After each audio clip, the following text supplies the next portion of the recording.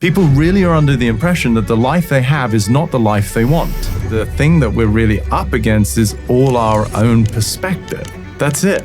We could just be perpetually chasing our tail, trying to perfect everything around us under the illusion that when I get everything exactly the way that my current perspective thinks it should be, then I'm going to experience peace. But you don't. When you live that way for decades, you also now have the accumulative effect of that perspective. The toxicity in the brain, the toxicity in the body, the toxicity in your relationships, the absence of abundance in your finances.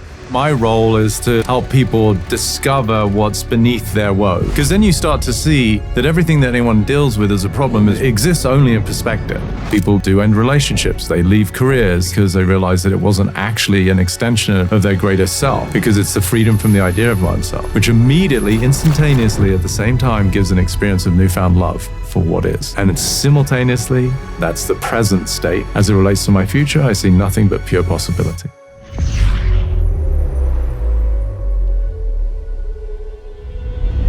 I've introduced you enough, my friend. I'm honestly getting quite tired of it. I just don't even like this guy. I can't keep making up nice things about him.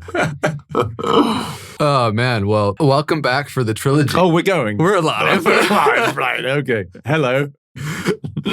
You and plus one. You brought Scooby-Dooby today. Scooby-Doo. Yeah, he's one of my favorites.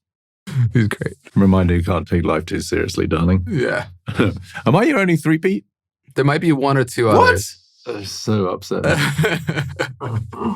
But for good reason. You know, you obviously one, dear friend, and you happen to have cultivated quite an amazing perspective, understanding, and life. And there's a lot of ripe things that I'm excited to bring up with you in today's conversation. I feel like in my own personal evolution, the evolution of the show, and also the world. Yeah. For just kind of definition's sake, I would love actually for you to just define what you feel the subconscious mind is, because what's so fascinating to me is on the pursuit of discovering true freedom in our life. Yeah.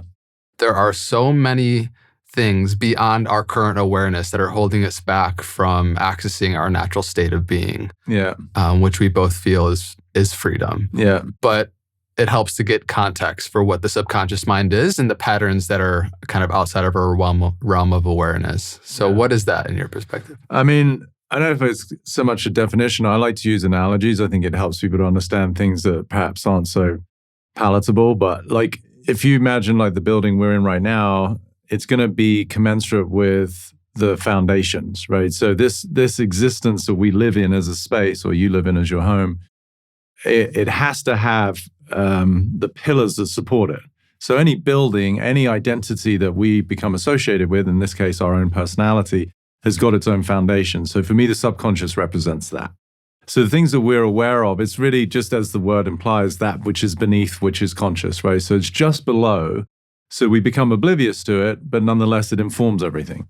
So that when, we're thinking about things, we're in the shower, we're going to bed, we're driving our car, whatever it is that you are aware of as a conscious thought, to me is generated from a much deeper and at times more insidious, doesn't have to be bad, but it's a much more well-formed idea. And so whilst people know, for example, that they shouldn't smoke cigarettes or maybe they shouldn't drink so much alcohol, that's a conscious awareness. But they don't know why they still do it because of the subconscious foundation that supports the habit. So that's why it's so beautiful to be able to access, because really it informs everything else. It's sort of that which is tucked away in the wings, but it's the genesis of everything that we're aware of, that we think about, that then creates all of our emotions and our actions and then consequently our results. So that's why for me, I love delving into that space, because it's the only thing that's really going to make lasting change. I mean, you go and see an expert of any kind, they dabble in the realm of behavior, right? Like you see someone who teaches you tennis or someone who teaches you yoga or someone who's a nutritionist. Most of the conversation is going to be in the realm of action, like do this, don't do that. But to me, that's way too far down the cascade of like how things come into creation. So prior to what we're aware of and we think about are these subconscious thoughts, and then we can access the realm of being and freedom. So let's reverse engineer it a little bit, going back to the root, because again, there is a large rhetoric, especially in the personal development space, to focus solely on the behaviors and the discipline and the willpower. Yeah. And we can see that no matter how much praying or effort, if you plant, let's say, a mango tree seed, there's no way you're going to turn that into an avocado tree, there's no amount of willpower that will change what the confines of, the genome that's in that seed to change it into something else. Mm-hmm. And so likewise, I feel like at the root, there are these beliefs and identity structures that then cascade down. And so reverse engineering backwards from the results to the actions, the thoughts, the feelings, and the beliefs and the identity. When you take it down to the root of what something is, do you feel in the subconscious realm, like you said, that's kind of one level beneath our level of conscious awareness, are the identity and beliefs? Is that how you see it? Yeah, I mean, that's the realm that I traffic in. That's what I'm always looking for. And, in the book that I've been writing for like the last 78 years, that's eventually going to come out. Older than you. Yes. No, it just feels like it's been there for a minute. But it has been. I delineate these 10 primal prisons that to me are the foundation of the personality. So they sit in the subconscious. So that is when I'm working with anyone, and you've seen me coach people. Even better than that, I've seen you coach myself at times. Exactly. You've experienced Peter, help me. Yeah, it's so, I just feel very fortunate that for whatever reasons I'm able to, and I make analogies again, or it's akin to me like a magician, right? Who's in a form of entertainment, helping somebody see something that in this case could be miraculous or inspiring or entertaining. And so for me, when I'm hearing somebody's issues or whatever their problems are, because I know these primal prisons that everybody's identity is built upon, I can hear and reverse engineer, okay, if someone's dealing with fill in the blank. So my role is to sort of, through often compassion, kindness, and patience, and a lot of love, help people discover what's beneath their woes, right? So that is that reverse engineering. Because then you start to see that everything that anyone deals with as a problem is really, exists only in perspective. And so when you shift that, as Wayne Dyer said, you change the way you look at things, the things you look at change, right? So really, that's why I love what I get to do, because I don't necessarily need to know how to resolve problems. I'm helping people see they don't have any, right? And that doesn't mean that circumstances aren't challenging. There's a lot of shit out there that people deal with, myself included. But it's to remove the suffering that's associated with the challenges and circumstances of life, right? And that, to me, is because of these subconscious constraints that we look through that inform the way that we perceive the world, that we're coming from a perspective, as a very benign example everyone can relate to, is that we feel we're not enough, right? Where is that? Like, it's not part of your genome, right? That's software. And so I'm really like a coder, I'm helping people see that the identity that you have become misidentified with is based solely in language. It's just words. It's really stopping people. And when you see that, it's both liberating, but it's also almost comical to see that the things that you so crave are really on the other side of vibration and sound, that you think that you're not valuable, you're not loved. Like it's not a truth, right? And so that's why that reverse engineering process is so profound. I mean, I just worked with someone as part of a free event to show people what they might experience in my mastermind program. And this guy, there's like 8,000 people signed up to witness this free, sort of expose in terms of my philosophy and my work. And I work with a guy I've never met before, 46, 48-year-old guy from India. And he'd submitted a question like a lot of people, and I just randomly picked. And he was struggling with self-esteem, anxiety, and a lot of anger, particularly towards his loved ones, which tends to be, sadly the case when people struggle with that. And you could see, like, even for me, the fatigue in his face, like the dark circles under his eyes, the sadness, the fatigue that it is upon him knowing he's a good guy and he doesn't want to hurt people that he loves. He even said that he'd just blown up at his oldest son and almost said to his son, "I hope you don't grow up to be like me." And you can feel like the shame in that, right? There's a guy who wants to be a good dad, but he doesn't even know why he blows up. And so to be able to reverse engineer that and help him see that he fundamentally thought who he was bad. Like, he's not walking around going, "I'm bad." He's walking around going, "I'm an asshole of a father because I just blew up at my kids," right? But the "I'm bad" was the foundation that allows that behavior to be perpetuated through every arena of his life. So once we investigate the validity of that, like where did that come from? When he was slapped as a kid in a very traditional Indian family where he was sort of seen and not heard and scolded and shamed and all the things he did was wrong. But then to see that it's not a truth, right? That's what you went through, and it's hard for a kid, and I can understand why you thought you were a bad kid, but it's not an actual truth. And to see his face on the other side of that, realizing, as I ask everybody, is it true, whatever the constraint is, like in his case, is it true that you're bad? And he really got it. It's not a truth. But it becomes so part of him, it's not even a thought. People talk about limiting beliefs. That's also not it. It's a subconscious foundation of his whole identity. And when you pull that from beneath someone, I mean, the joy that was on his face was palpable. There wasn't a dry eye on the Zoom, because people could feel, they can relate to like, wow, like he spent 40-something years thinking that who he is as a person is bad.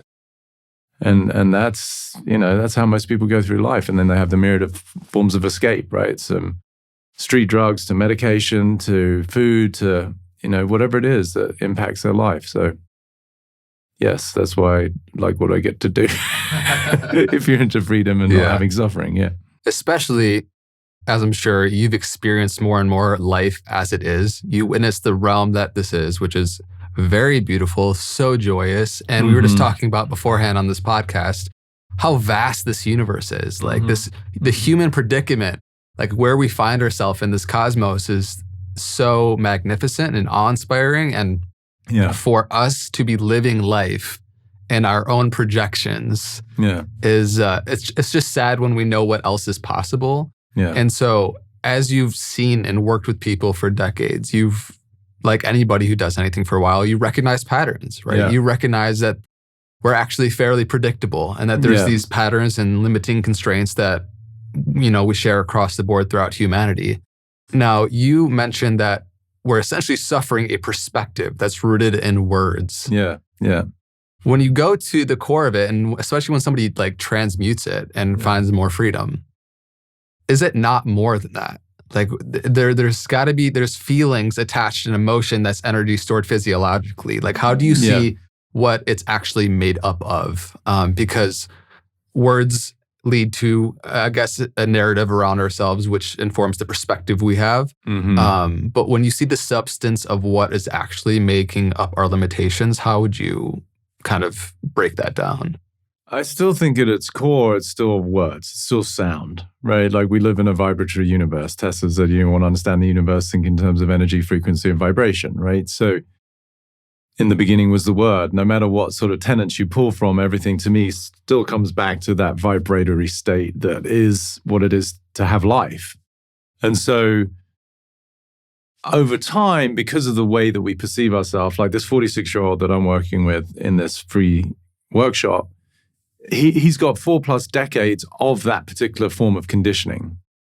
So there is more associated with it because of the accumulation over time, right? So the type of job he would have curated, the type of wife he would have attracted, even the way that he takes care or doesn't take care of his physiology, which then over time is going to accumulate whatever, derogatory energies that he feels about himself, the dismissive energies he's accumulated with friends or loved ones, exes, the type of foods and things that he's drawn to. If he thinks he's a bad person, he's probably not being pulled towards the most clean, fresh, organic food because his value proposition of his own idea of himself doesn't afford that.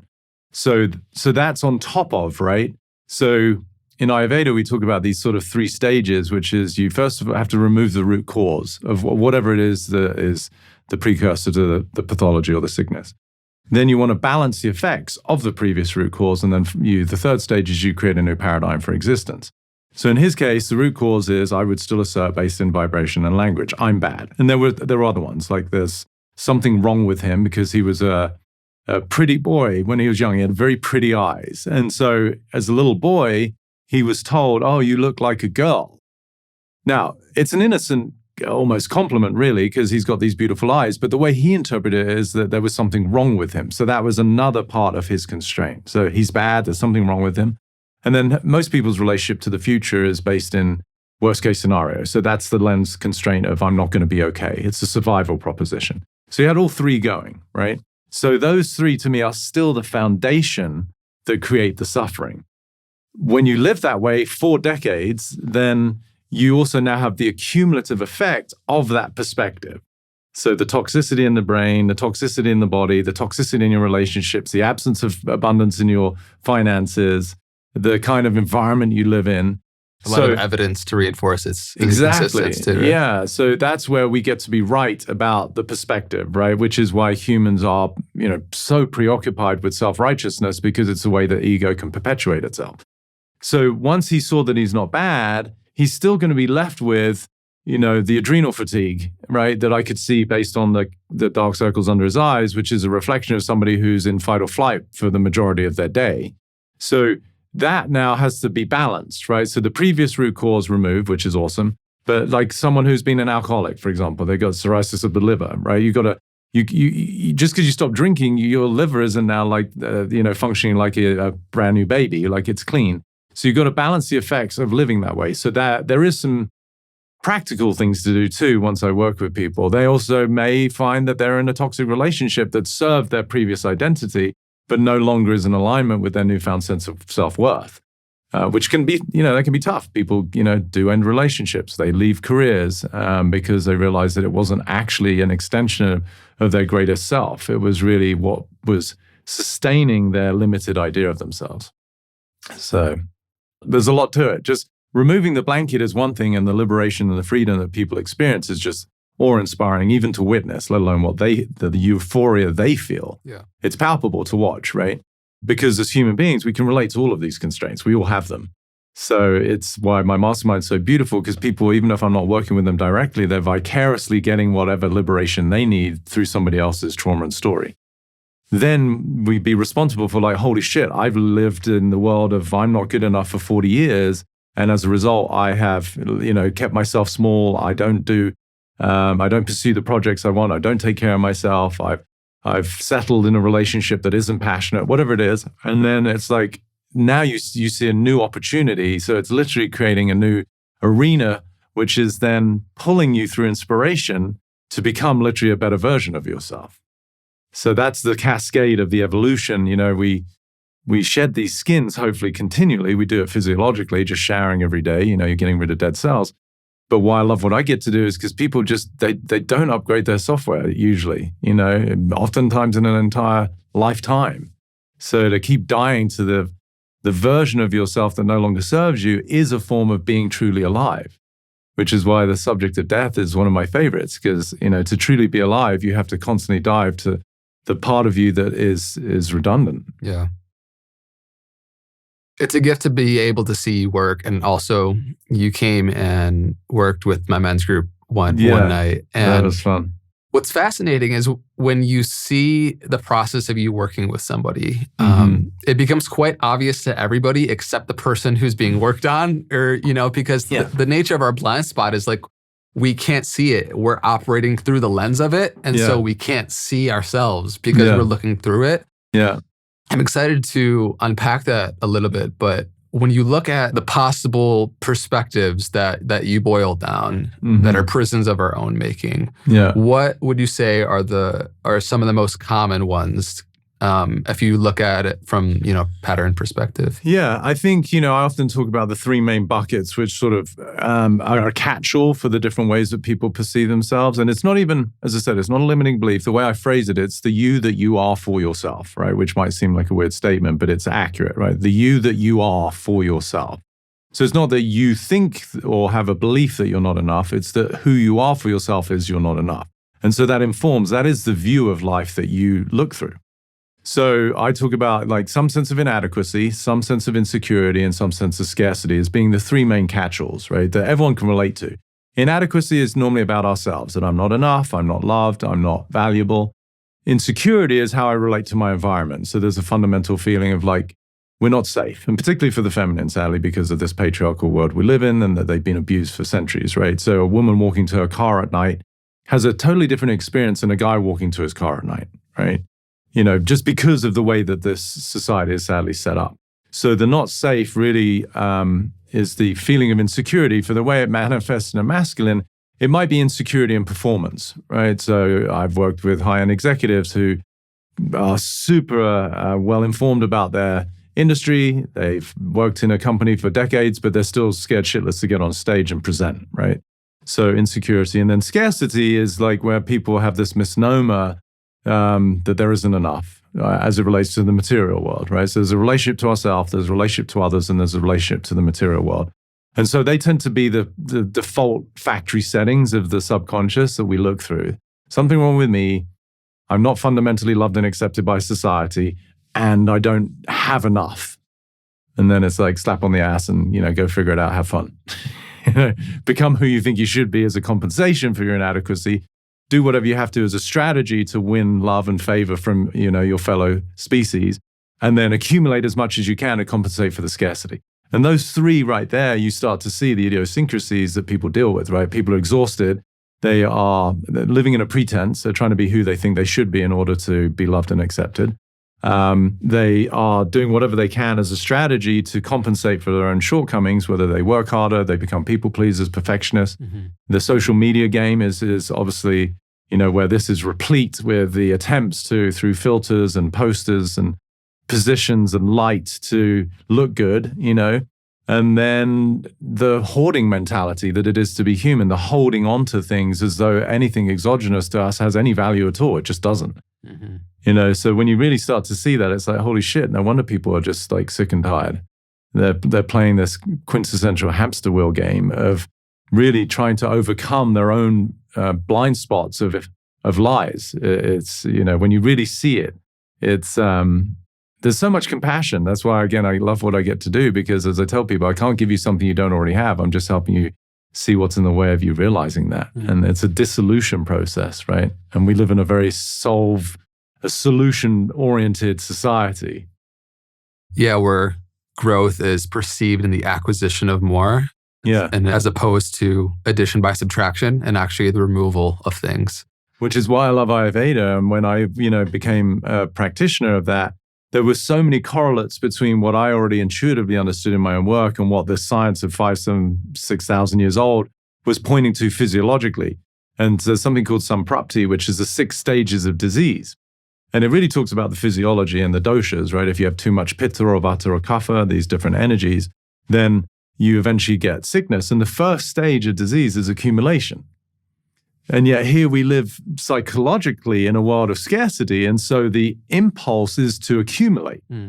So it's just so ironic that the very thing that's driving us to try and find some sense of solace from the deep programming that there's not enough is itself the first stage to sickness. Yeah. And so it's this vicious cycle where until you realize that you are what you're looking for, like the seeker is the sought, the place we're looking from is the place we're looking for. Right? It's just so stunning when you get it, because we're playing this game of illusion, right? That there's something missing, something wrong.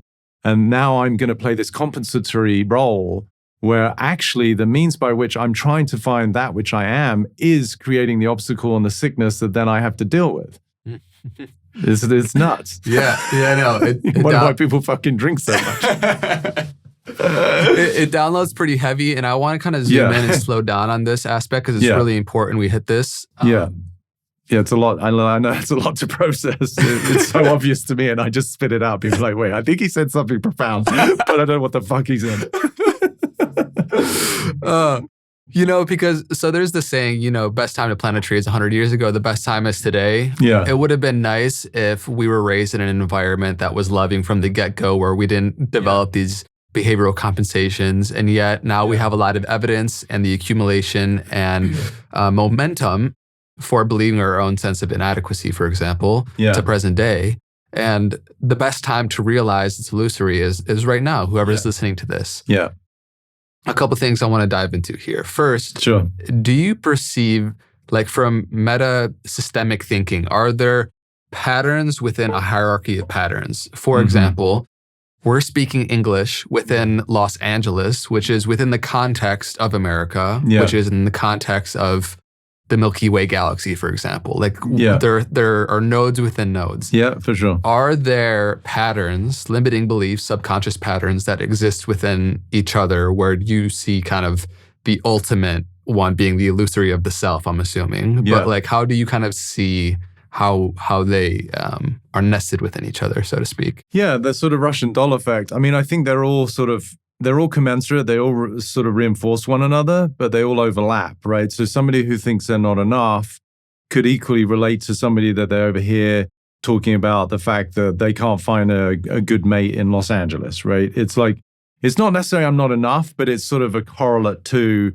I'm not lovable, which is what the other person's experience might be. So they all overlap. I mean, it's not a distinct science in the way that I've created it, but it really speaks to, that's why those three main buckets, I think, kind of capture the human experience that everyone can relate to. Somebody out there, no matter how accomplished they are, could probably feel like, oh, I can see that sometimes I think I'm not enough, or that there's a feeling of inadequacy. So I think they all, it's sort of like a domino effect. Like once you start to see one for what it is, which is this sort of linguistic fortress, as I call it, so literally you're in a prison based on words or sound. Once you see that, then whatever else it is that you come across, even if it's a blind spot, there's a deeper knowing now, a gnosis. It's not mind-oriented, but like really systemic-oriented, where it's like, oh, hang on a minute. Whatever I'm feeling, I now know is self-referral based on the way that I have some perceived limitation. It's no longer circumstantial based, right? Most people think that they're a victim of circumstance. If, fill in the blank, right? Obviously, the number one is usually if I had more money, I'd be fine. Then it usually defers to something in the family. If my wife, my husband were nicer, if my parents appreciated me, then I'd be fine. If my workplace was nicer, like you can fill in the blank of the things that people complain about. But that's the trap, right? Is if I think that I'm a victim of circumstance, then we lead into the world that we see, which is control, manipulation, domination. Because people are trying to manipulate the things around them under the illusion that that's what's going to garner my greater sense of joy. But that's not how it works. I mean, talk to a billionaire, right? It's like I've worked with, I don't know, a couple of dozen of them. They don't have white light shooting out their genitals, and they're not like loving life, right? It's they didn't crack the code. They're still usually trying to accumulate more because that's where they're still caught in the same rat race as most people, that it's out there somewhere. So I think the overlap is good to see. The cascade of one to the next is good to see, but really it's the fundamentals of what is it we're up against. That's the thing to see, is that, you know, as I said earlier, albeit in that sort of rapid download, we are what we're looking for. It's just we're looking through a lens of illusion that has us feel inadequate, insecure, scarce. And so once you understand the mechanism of suffering, because otherwise it becomes sort of like the allopathic world, right? You go and see a gastroenterologist, a neurologist, a cardiologist. It's all this world of separation. So someone could go to see a therapist or a psychiatrist or a spiritual teacher or a priest for some sort of counsel, and they're going to talk about the different arenas of their life, right? And so you could go from department to department of your life. Okay, there's something to do with my relationships, of which there are many, romantic, friends, family. I could look in the arena of my wealth. So it could be my literal bank accounts. It could be my career. I could look in the arena of my body and my health. And so we could just be perpetually chasing our tail, trying to perfect everything around us under the illusion that when I get everything exactly the way that my current perspective thinks it should be, then I'm going to experience peace. But you don't, because guess what? The next day you're scrolling on Instagram and you saw the latest thing that you're supposed to be doing with your body now. And you're like, fuck, I just thought I'd reached the crescendo of my physiological radiance. And now it's like, there's something else, or there's a new fashion, or there's a new thing to try. So that's where I want people to understand that the thing that we're really up against is all our own perspective. That's it. That's it. Then the world can be as it is. And it's not to say that it's ideal, and it's not to in any way dismiss that people have very challenging circumstances. They have families to raise with maybe, shortcomings in their income, and they have, certainly right now with whatever happened in LA, and people's houses have been burnt to the ground. Like, there's stuff to deal with. There's shit to handle. But the means by which we do it is what I'm interested in, right? There's what we do, and then there's the how. Right? We all do shit every day. I'm a busy guy, but am I doing it from a place of obligation, suffering, a feeling of lack? I'm trying to get away from something I'm trying to fix, or am I doing it for the pure joy of creation and being alive? Yeah. Clearly, I'm doing the first one. Fucking miserable. Yeah.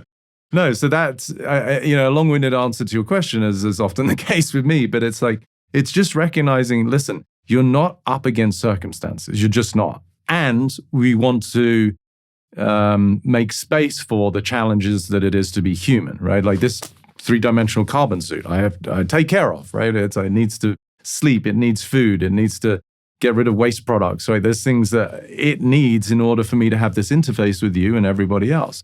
But that's not my challenge. My challenge isn't what's going on in life. It just isn't.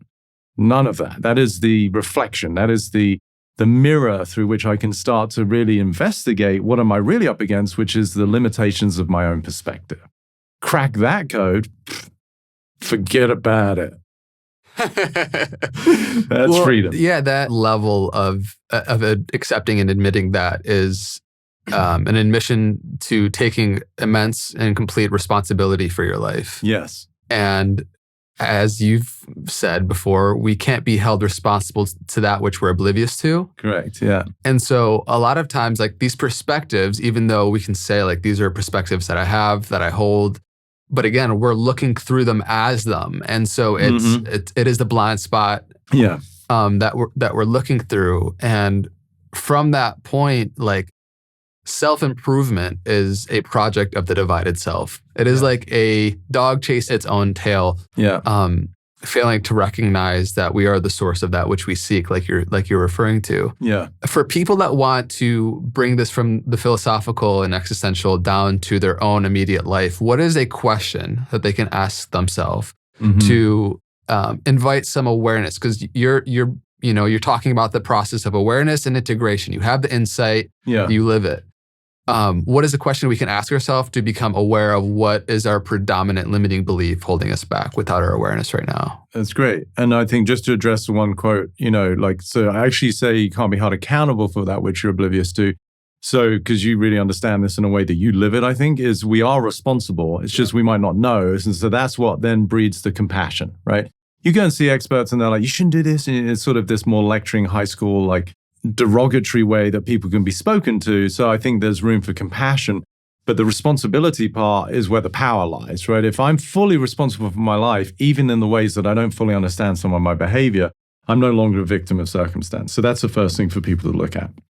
In terms of the questions they can ask themselves, it really comes down to the predominant emotional state that people are in, which is fear, right? So whatever anyone is dealing with, as best as you can, look at the circumstance, whatever it is, rent that can't be paid, a relationship that's seemingly coming to an end, a parent that is about to die.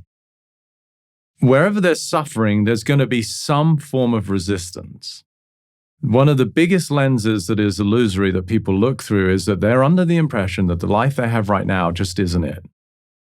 And when you really understand the amount of energy and time that people put into trying not to be where they are, you start to see the futility of that particular perspective, right? Because it's completely logical. But when you see it, it's so insidious, right? People really are under the impression that the life they have is not the life they want.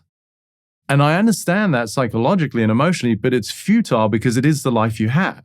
So the degree to which you resist that is the degree to which you're saying that I'm not where I'm supposed to be, which is going to be based on some deeper feeling of inadequacy or insecurity. Inadequacy that I haven't fulfilled on my potential. When I was a kid, everyone was like, oh, you're going to be pretty, or you're going to be amazing, or you're going to be so successful. And so these deep programs that got instilled from parents and family members that haven't become realized because you're in a middle management position and you live in a city in an apartment and you thought you'd be in the suburbs driving a Mercedes or whatever it is, there's nothing inherently wrong with your life. What you're fighting is the life you have relative to the life you either think you're supposed to have, you want, or you should have. So I would to investigate suffering, where are you in resistance to yourself and life? What is it that you're saying about who you are and what you have that you're under the impression isn't right? And when you can really see that, it's like, holy shit. Like I am in a constant, mild to severe state of fight or flight with the circumstances of my life, which in of themselves aren't threatening. Right? There's one of my more favorite quotes. I say, it's either life-threatening or it's ego-threatening. For the most part, hopefully, most people's lives, there isn't much life-threatening ever. Occasionally. But for the most part, it's all your own perspective that's being threatened. So fear is that precursor to resistance, that I'm not going to be okay. This isn't the way it should be. What do people think about me? So to tap into that is where people can start to investigate, okay, what is the deeper concern? What is it that I say about myself? What is it that I'm saying about my relationship to other people? What is it I'm saying about my relationship to the material world?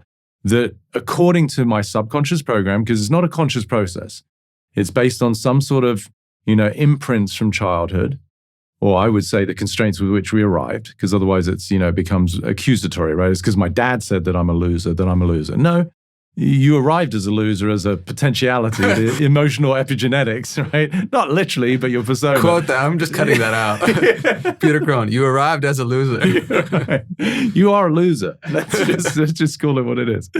You arrived with the perspective that that's who you are for yourself, and then you curated the events that help to trigger that, right? So that is your opportunity as a soul to be able to transcend, to discover your true divine nature. So whilst we tend to blame people for the things that we struggle with today, that just leaves us powerless, right? And there's nothing then we can do other than to continue to try and manipulate our circumstances. The nature of insight is like once we see something clearly, it becomes like an aha, of course, like that's how it is. And there can be a self-righteousness that's attached to it. Mm-hmm. To sidebar that, because that's another conversation we're going to dive into. Yeah. When we're oblivious to it, and we're in the moment where it is a blind spot. Can you take us into an example of your life where you were living in a limitation that you were unaware to, and then you had the insight of? Yeah. Because from the perspective where you understand it, it seems so clear. And when you're not in it, it seems completely unclear. Yeah, totally. And I think, it just breathes in some humanity, because I know you've had so many examples within your own life where it's been this hide and seek of yourself, so to speak. Absolutely, yeah. No, I mean, I feel I'm at the bow of the boat of this whole process, which allows me, the gift that it is to be able to see other people's, right? Because I've had to go through it myself. I often say, heaven is a place on earth, but you have to go through hell to get there, right? And so I've definitely been through hell.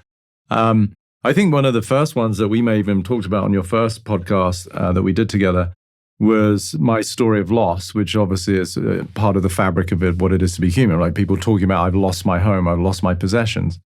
And so what I recognize is that's also a story. There's no loss. Like in the world of energy that we live in, it's all just transferred, right? It's all conserved. It just goes from one form to the next. And so my parents dying, my mum dying when I was 7 of cancer, and my dad going to work when I was 17 and he worked on the boats and the boats capsized, and he was one of close to 200 people that died. So in ways that I didn't know, my oblivious state was, because I'm hearing, oh my gosh, loss and loss and loss and loss, I lost my parents. And for years, in a really well-intended way, I was hearing that from people. I'm so sorry to hear about your loss. Or, oh, that must have been so hard to lose your parents at such a young age. And so that narrative continues to get reinforced. So it wasn't until 13 years after my dad died that I fell in love as best as I knew at the ripe age of 29, and my, very limited understanding of what love was. And so who I was for myself is who I am is somebody that loses things of value. I'm not walking around saying that. That's a bizarre thing to say, but my energetic signature is that. And so the way I related to this new girl was from the compensatory space of, well, I don't want to lose you because my way of relating to you is that I love you and you're amazing. So I'm going to compensate by being the perfect boyfriend, right? So people can understand that. To ensure that I don't lose you, which I believe that's my inevitability in a way. But I didn't believe it because it's my blind spot. Yeah. Like subconscious identity belief, right? Exactly. So it's just who I was for myself is anything of particular value, especially in the realm of relationships, is going to disappear because that's my trauma, that's my experience, right? So that's my only frame of reference. So here now is somebody who, for the first time, dated other girls but didn't have the same significant connection. So, but here, this is strong, this is love, right? So now we get this energetic, these tender hooks that get into her, and my means of making sure that I don't experience the hurt that I actually haven't transmuted yet, that I'm still propagating, is to make sure I don't lose her, because that's too painful. Not realizing, because this is all happening beneath the surface, that I just still haven't reconciled the hurt that was my parents dying. And it's being reinforced by the narrative of loss, which I didn't lose them, they died, right? So eventually I got to the post of, I didn't lose anything, my parents died. That's part of the human experience. And that might sound cold or callous. I still miss the shit out of my dad. I mean, I think he would be blown away by what I've accomplished. And, he would have been, yeah, there's sense of pride that I know he just adored me as an only child, right? And especially as for 10 years there after he'd lost his own wife, my mum had died and his wife had gone. I was his entire world, right? So there's times where I just really feel like I would love to just sit down and get to know him, because as a 17-year-old, we're all so self-preoccupied. But anyway, so in that relationship, I, got to the point where, as I tell people, fear will break its own heart, right? So I didn't know, but my fear of loss did eventually fulfill on itself, that self-fulfilling prophecy where my behavior, because albeit well-intended, and I really was a great fucking boyfriend, but my efforts were somewhat disingenuous. The underlying intent was pure, which is I love this person. I want to show up, whether it be poetry, flowers, kindness, attention, safety, all the things that you would assume any woman would just die for, were nonetheless tainted with this little bit of inauthenticity because the energetic way that it's being represented is from fear. And even on the receiving end, in ways that we probably couldn't articulate or she couldn't, her body, her somatic experience is feeling the texture of the energy in which things are being given from, right? And she could feel it to the point that that's what she articulated when she left, right? Because I thought we were in such a great place. And we had, like any couple, we had things to work on and communications to clear up, but there was so much joy and love between us. But when she did eventually say she's leaving, she said, your love is suffocating. Mm. And even in the moment she said that, it still didn't register, because I didn't know what I was up to, right? It's like, when you catch a kid and you can tell as a parent, they just did something, what are you up to? Nothing. Right? There's something going on systemically, energetically, at the subtlest level of who we be that we're oblivious to, but you're up to something, right? And in this case, what I was up to was doing everything I could to avoid her leaving me, which got nothing to do with her. It had everything to do with the hurt that had not yet been mitigated in my system because of the passing of my parents. So once I saw that, she left, and it was probably 7-8 weeks where she wasn't in my life. The first 2 or 3 we're communicating this, whatever, logistics, she left this or how we're staying in touch for a while. And I was at that point still hoping that there was an opportunity to reconcile where, she'd come back or desperate and doing desperate things.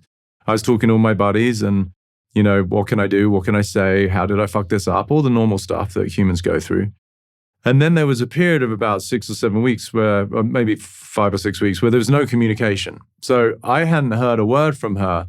And my brain, because of this subconscious foundation of fear and loss, the conscious thoughts were based in that scarcity and lack, right? Where is she? Is she dating someone else, which would help to reinforce my feeling of inadequacy? Will I see her again, which is the fear of my life not working out? And so all of these questions kept ruminating around, to the point of I woke up one night in the middle of the night and I actually screamed, shut up. I said, shut up, because my mind just would not stop. It is an addiction, right? When we come from that place of suffering. So it was very humbling for me, because back then I wasn't doing what I do now. I was just, but I was training people. So it, albeit transformative, and it was beautiful, it didn't have this level of impact. So I sat there, and then, one day I was just sitting at my desk, and these same questions were still, permeating the corners of my skull. And I got the answer to all the questions. They were like, where is she? Is she dating someone? Will I see her again? And will I find love like that? And it was 3 words, which is, I don't know. And the peace and freedom that cascaded through my body, I'd never had before. And to me, if there was a Satori moment, some sort of moksha or enlightenment, that was it. That was it. I realized at that moment, all of it, right? In terms of my experience, which is, I'd never known what the fuck was going to happen. None of us do. I didn't know I was going to have this conversation with you today. But the irony or the paradox of the human brain, which is designed to predict and protect, because the imperative of every organism is to survive. And so we got this incredible piece of equipment that's always trying to calculate what's going to happen for its own self-preservation. Which is handy. We all want to stick around. But I realize it's futile, because it doesn't matter how much you sit and try and think about what's going to happen. At best, you can speculate. People do it on the stock market. They do it with human behavior a little bit, but you still don't know. So that's where that pattern to me got revealed. And the truth was just so self-evident that it was undeniable, and I never looked back, which is, I didn't know. I didn't know where she was. I didn't know who she's dating. I didn't know if I'd see her again. And the powerful part was not only the reconciliation of the futility of trying to work out life, but the actual nature of life is uncertainty. But then secondly, for the first time in my life, I was totally okay with it. And that was peace. That to me was true success. Like there was nothing more to figure out. There was nothing to control. There was nothing to manipulate or try and win or hold. It was complete surrender. And because I know you love physics and the sort of the subtler bodies of this paradigm we're in, what was so profound for me is within 15 minutes of me having that revelation, my phone rings, and at this point it was a landline, showing my age. But I pick it up and it's her. And I haven't spoken to her for about 6 weeks. And the last time I spoke to her, I'm the desperate one, like trying to get her back, right? And now she's crying, saying, I miss you so much. I want to come back. I mean, again, tingles now, right? Because what I got at that moment was, in physics, entanglement theory, right? But the unification of everything.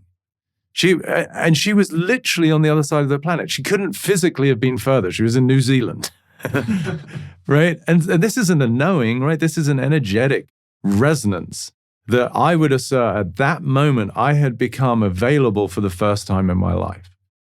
Because I wasn't available. Most people in relationships aren't available. I know that's a bold statement to make, but because you're fighting your own feelings of constraint, and then your partner is the mirror for hopefully for those things to obviously get transmuted. But at that moment, I no longer had anything to prove. I didn't need to hold on to her. I understood what love was. I recognized what freedom was. And albeit, of course, over the last 2+ decades, there's been moments where I've still tried to figure shit out, but it wasn't from a place of fear. It wasn't from a place of worry. It wasn't from a place of, desperation. So that was the insight that could not be unseen. Those moments where you see the interconnection of life is such a trip and a reminder of these chords that we really do create with people, and how the energies we hold and beliefs are, when they're collapsed, immediately in real time, you get that call. Like that's just proof right there of the energy collapsing, but then also how it's connected with other people. Yeah. We'll get right back to the episode, but first, a quick share from a brand that I love and use all of the time. I'm talking about BonCharge Red Light Therapy, which, by the way, has over 4,000 peer-reviewed studies, many of which show how it helps with cellular healing, skin health by stimulating collagen, testosterone, sleep, mood, and so many other things. I personally can feel the benefits in real time, and I think it's a great way to get healthy light in the morning, especially during the colder months or where there's less sun outside. Just 10 to 20 minutes a day is enough. And yeah, BonCharge is a great option for red light devices because they have the lowest EMF on the market. They can switch between both near infrared and red light in one device. There's no flicker and they're lightweight. They ship worldwide very quickly and they're easy with returns and exchanges, and also have an array of other science-backed products to check out. I think you'll love it. If you want to try them out, you can go to boncharge.com/knowthyself and use coupon code knowthyself to save 15%. That's boncharge.com/knowthyself and use code know thyself to save 15%. BonCharge products are all HSA, FSA eligible, giving you tax-free savings of up to 40%. I hope you dig it. Back to the episode. I think this is a big theme. Thank you for sharing. Sure. You've shared with me that story in the past. And to me, it's such an important reminder of what is love and the mirrors that relationships serve in our life, and how we're constantly bringing in our past history with us into every dynamic. And actually, painfully, the realization is that we're relating to people through our own perspective of them and who we want them to be, and not actually them. Now, looking back on that, what does that reveal to you about what it means to actually relate to people from a true place of love without attachment of who we need them to be for us? It's such a beautiful question. And I feel so blessed that I got to see that, right? Because At one level, it could be embarrassing, right? But again, like I say, you can't be held accountable for that, which you're oblivious to. So I didn't know any better. I was a great boyfriend. But I was nonetheless more in relationship with my fears and my constraints than I was with her. When people really get that, it hurts, it stings, because there was love. And thankfully, she came back around many years later. She's married happily and, found me on Instagram, and is like still super grateful for everything we went through, which is, for me, peace in the way that, it was a beautiful experience together. But nonetheless, to answer your question, what I really got was that most people don't relate to other people. They're relating to other people through the lens of their own identity in the way that it serves them, for good or bad. Like it's the madness of the ego. It would, you fight for your limitations, they're yours, right? Like, so sometimes we attract circumstances professionally, romantically, that help us to be right about the fact that we think that we're a horrible person or that we're not good enough. But at that moment, I really got, I think, the greatest gift you can give another human being, which is, who can I be where I'm absent? The me that is me is absent. And that I'm so with you, it's almost as though I'm truly you. Like, that to me is the gift of real listening. To get someone's reality, and it doesn't mean you have to agree with it, condone with it, or go by whatever they're asking of you, but to really get their reality, to me, is the greatest gift of love you can afford somebody. And I got it. I was like, holy shit, I just wanted to be with her. No agenda, no intention, no Peter Crone in the way, no fear of loss, no little boy that needed reassuring, none of that. Just, and there's something so beautiful about it, because it's almost like, by virtue of truly being with another being, human, you get to see another facet of consciousness itself. It's almost like we're all different parts of an 8 billion faceted diamond, right? And we all have a slightly different perspective. And so in the absence of the I, you're left with the they.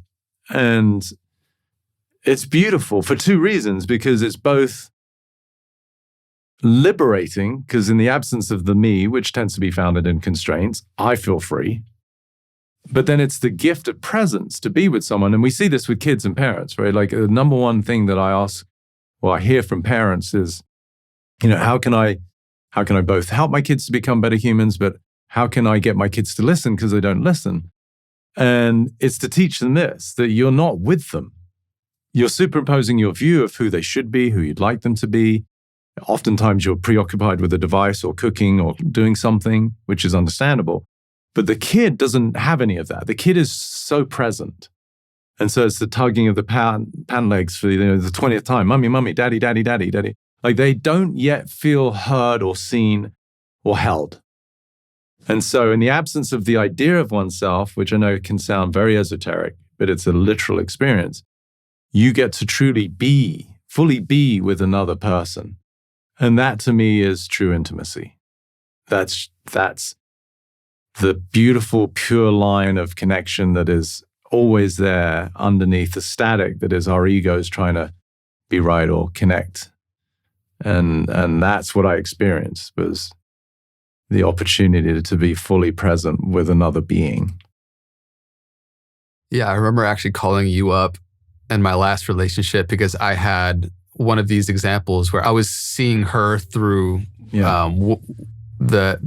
you could even, say in a good way, the potential of who she could be, or behaviors that I know that would benefit her, and loving the version of her that would uphold that, and being disappointed when she would fall short of that. Yeah. Failing to recognize that I'm literally not relating with her in that way, and it's a painful thing to realize in the moment. But again, to the degree there's a shadow, holds the other side of the light too. So the freedom that's experienced and the true love and depth of intimacy that it reveals on the other side of that is an amazing gift. Yeah. So it's painful to go through in the moment. It's a hell through that we get to heaven, like you said. No, it's beautiful, because I think it also appeals to the fact that, again, without sounding too poetic, that our nature is to love, And so when we see a part of us that's not doing that, it hurts, because we're in denial of our true self.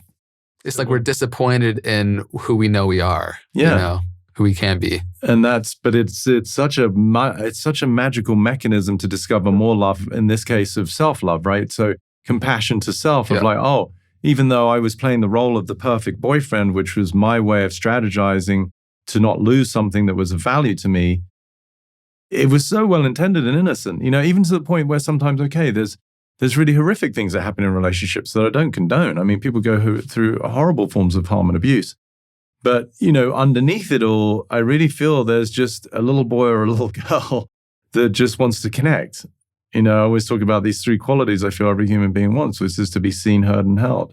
And in the absence of the idea of ourself, we get to join in union there, which ironically is not to join, but really to reveal, right? Like I often joke with friends, as you know, because I can be a bit of a smartass, but when people say, oh, wow, dude, I really connected with this chick. I'm like, well, no shit, you're already connected. You just got rid of the illusion that you're not. Right? So it's really it's that dissolution process again, right? It's the revelation of the fact that there is nothing but love and unity, but we have this sort of preconceived idea that has us think that we're in this dangerous world where we have to present ourselves in a way so that we get loved and accepted. And it's so convoluted and exhausting. And in the absence of all of that, you just get to truly be with another human. Mm. And there's something inherently like a candle in a dark room that illuminates wherever it goes, a presence of love, somebody who has realized themselves as that nature, where they become an invitation for everybody around them to feel seen, heard, and held. Yeah. And I just find it so amazing that in the embodiment of that, you become a walking invitation to that energy. And it's wild what unravels in front of that presence that is you. Yeah. Because you are that safe space for people to know that you genuinely are there for somebody and you're actually there connecting with them and not through your own prism of who they are, And that's why I feel so lucky that I get to do what I do, because even now my live events, which are growing and I'm going to do more around the world, you're in a room with 200 and 300 people in this case, and somebody's sharing something that's so vulnerable and so intimate to them. But for whatever reasons, based on everything I just shared, they feel that they can because it's okay. And this is why, like, having best friends, and I think women do this so well, like there's the absence of judgment, right? So we could say, like, in a sort of negatory way, like love is really the absence of judgment, right?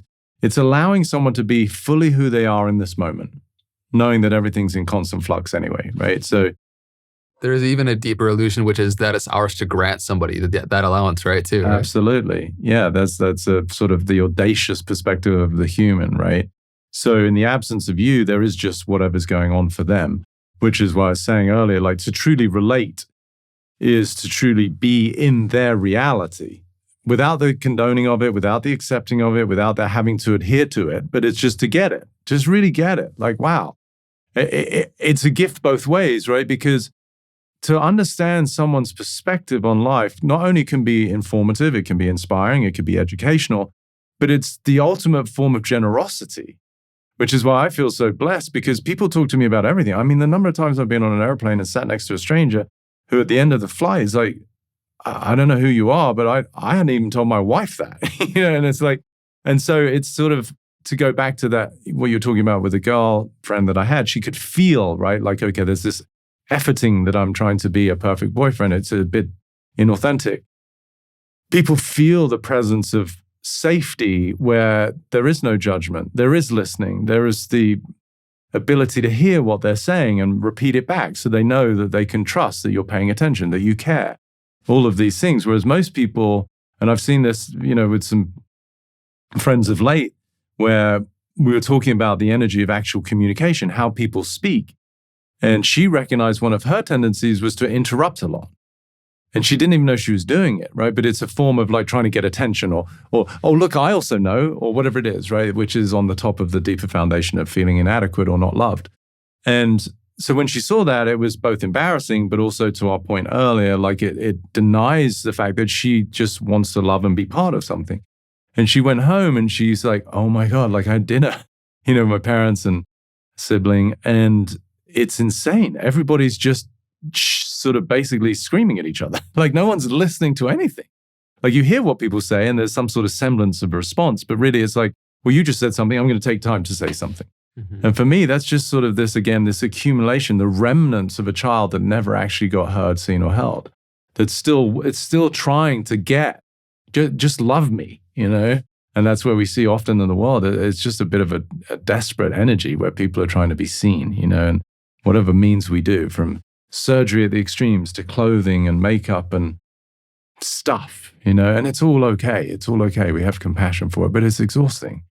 So to really relate is to, ironically, not be there in terms of the idea of yourself so that you could really be with whoever's in front of you, Yeah, there's that saying, one mouth, two ears, use them proportionately. Yeah. And I think cultivating you being a presence who like truly listens is the most invaluable thing we can do in life, and both for ourselves and others, because to the degree we're also truly listening to others when we're in the presence of them, we can be a catalyst for their change. But also we can become more aware of the subtleties within our own psyche, and that's where I think in the first podcast we talked about how life gives us these reflections and mirrors. They first start out as whispers within our own narrative and talk, that we have within the conversation in our head, to where we see then maybe a more gross or dense example of somebody in a relationship in our life, to the metaphorical cosmic 2x4 that smacks us in the face to wake up. It's the scream of living out of alignment. Yeah. So anything you want to reflect on there about the power of listening? I mean, only to reiterate what I said, which I think it's the greatest gift we can afford ourselves and the person we're listening to, right? Because it's truly reciprocated in the way that I step aside the idea of myself that has any agenda, has any concern about how I occur to you, like that I want to look, favorable, good, loved, cool, whatever it is, like that, all of that's put to one side. And I really get to just be with you and to hear what's going on without any judgment. It really is the demonstration of generosity in both directions, right? I'm going to hold space for you in a way that is generous, but you're going to, for that reason, feel safe enough that you can express yourself fully, vulnerably, without any fear of judgment. And so that's equally a form of generosity, right? Because that's intimacy, intimacy. Like I've often said, like, albeit like in a crass example, like I'd much rather someone come up to me and say, hey, I think you're a bit of an asshole and that your work is, it's bullshit. And we can have a conversation about it, versus somebody coming up to me and say, oh my God, you're amazing. And then they walk away and they tell their friend, out of my earshot, that guy's just such a dick, Like there's no relationship there, right? Yeah, it's all and I'm pretext. sorry that you heard me say that to your friend, by the way. Well, we've cleared it up since. We're good now. Because it's, do you want to truly connect and relate to somebody and really have that feeling of intimacy and affinity? Yeah. Or do you want to just keep dancing in the pretense and the facades of everything? It's like, there's no depth, there's no fulfillment there, there's no gratification. It's every relationship that to me is worth its salt or has got some sort of inspirational story associated with it is littered with trials and tribulations that those people went through. Like I once had this, because I always love to work on myself. So I worked with a coach about relationships, and she said, I don't trust any romantic relationship that hasn't been to the edge of annihilation. And it really hit me as like, there's so much beauty in that, right? Like, because if everything has been so above, the world of drama and heartache and suffering because you kept it all together, that's just not real. It's just not human, right? It's like you want to get into the dirt of a relationship, and really feel what it is to be fully exposed. Like as scary as that is, and as embarrassing as that can be, like that's to relate.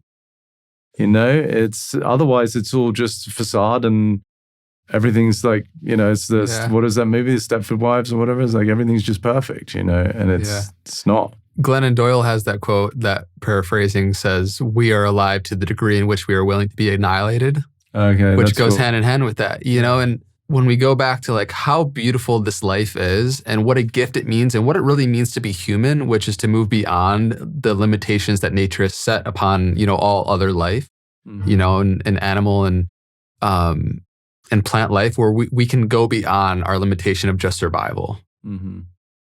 And yet when we're in the energy of reactivity and reaction from these beliefs and perspectives, we are literally not living our life in a way, right. Which is painful to see, but then again, is also how this realm is sort of set up, Yeah.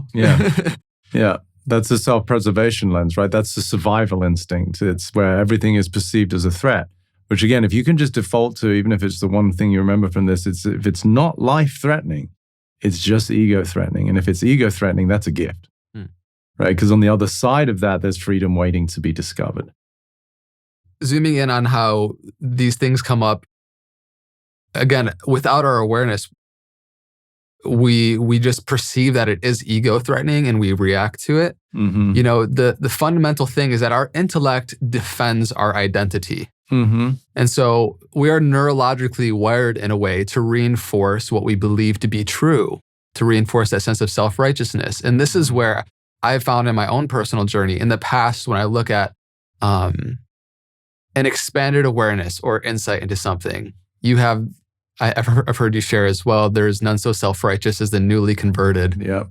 Yeah. And it's so true, man. It goes from the densest, obvious religious examples, right, to our own perspective in this conversation where we see an insight about ourselves. And it's an interesting dynamic because we can have this expanded awareness and then the ego insidiously uses it to reinforce itself. Yeah. And it gets really slippery. Yeah. Yeah. It really is like new ammunition for the constraint, right?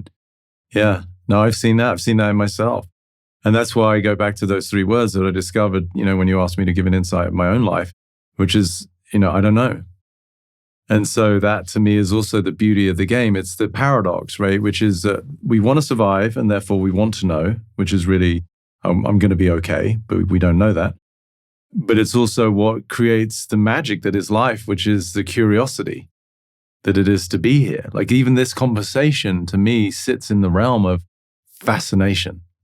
People tuning in right now, hoping, that they're going to garner some insight, some inspiration that they wouldn't have known otherwise. Like that's the exploration that it is to be human. And one of my favorite distinctions that hit me very early on is the difference between searching and exploring. And what I recognize is that the ego's predominant energy is searching. Because so it's when already you say seeking is around like the same energy? Seeking to a certain degree. Seeking is sort of like the highfalutin form of searching that, is associated with spiritual people. It's a rebrand of searching. Yeah. It just sounds cooler. Yeah. I'm a seeker. No, you're not. But no, I think it's important because a lot of people are identified with that terminology too. Yeah. Being a seeker or a searcher. Yeah.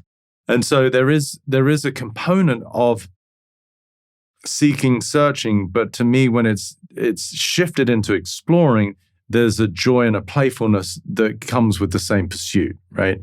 So the adventurous spirit that is our nature, we see that just everywhere with children, right? Like what is the number one word that most children use when they start to use language is why, right? Like why daddy, why mommy? And so that to me speaks to one of the inherent qualities of the soul, which is curiosity.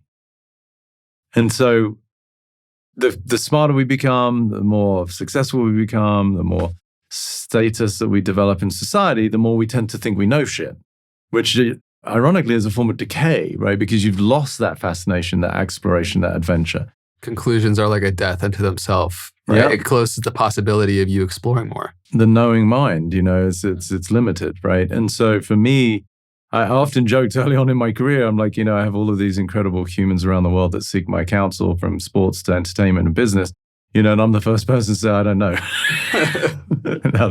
That'll be a lot of money, please. Yeah. I'll send you an invoice for realizing that I don't know, neither do you. No, and they're like, oh my God, that's amazing. Obviously, there's a certain degree of knowing in there, but to have that underlying current of curiosity, fascination, adventure, and exploration is to me the feeling of aliveness that we see in children. That to me is the vitality that is often lost when people start to know what's often not possible anymore, right? It's the loss of the imagination because you've got one too many forms of evidence as to why something's not going to work anymore. You know, the old adage of what is it, dance like no one's watching and love like you've never been hurt before, right? Like these expressions resonate with people because it really appeals to that, where we become resigned and cynical to life because we've got evidence that we're holding on to that now sort of squashes what was otherwise there beforehand, which was, it's just sheer fucking pure possibility. What is it about the ego that fears to be wrong, fundamentally? Its own death. Something that is illusory to begin with is afraid of its own death. It has to be, because it has no ground to stand on. There's no actual evidence other than the story. So that's why the self-righteousness is so pervasive, because that's the ammunition that sustains the illusion, right? If I can find evidence for the fact that I'm undesirable as a person in a city because I don't have a partner, or because I don't get paid enough money, confirms the fact that I'm worthless, like, we're going to seek the evidence to keep alive the illusion of ourselves, because it's a pretense. It's made up. Truth doesn't need evidence.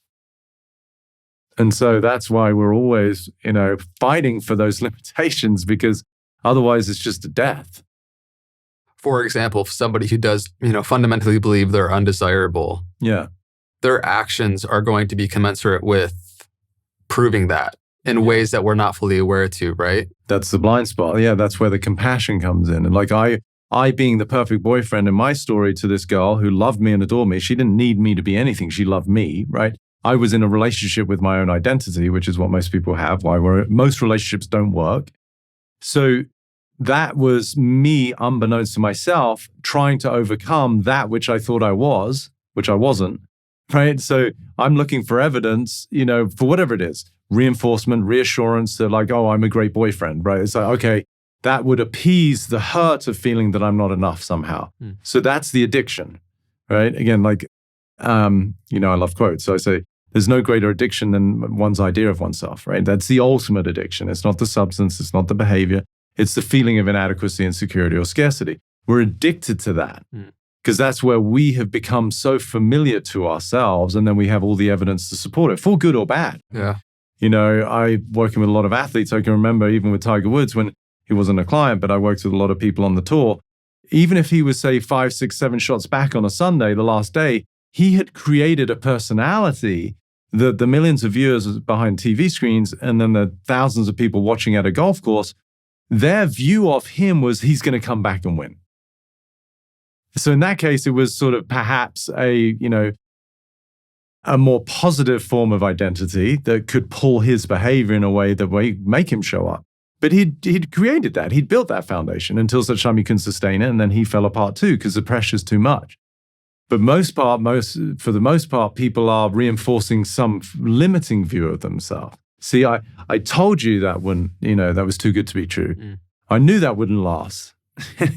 Right? These statements that are just, tossed around like every day are nonetheless, they've got some insidious evidence behind them that is really reinforcing that you're not just this extraordinary, timeless, boundless being who's divinely gifted to tap into this extraordinary experience that it is to be alive.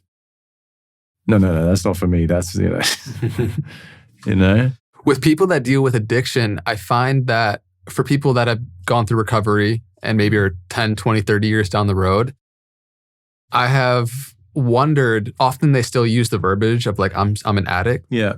And I'm curious, like the last gate seems to be like letting go of the story completely that I am an addict even. And like there is this, and I understand it's a delicate situation and thing to balance, because there is this maybe fear of temptation around substance or, you want to guard your behaviors or something.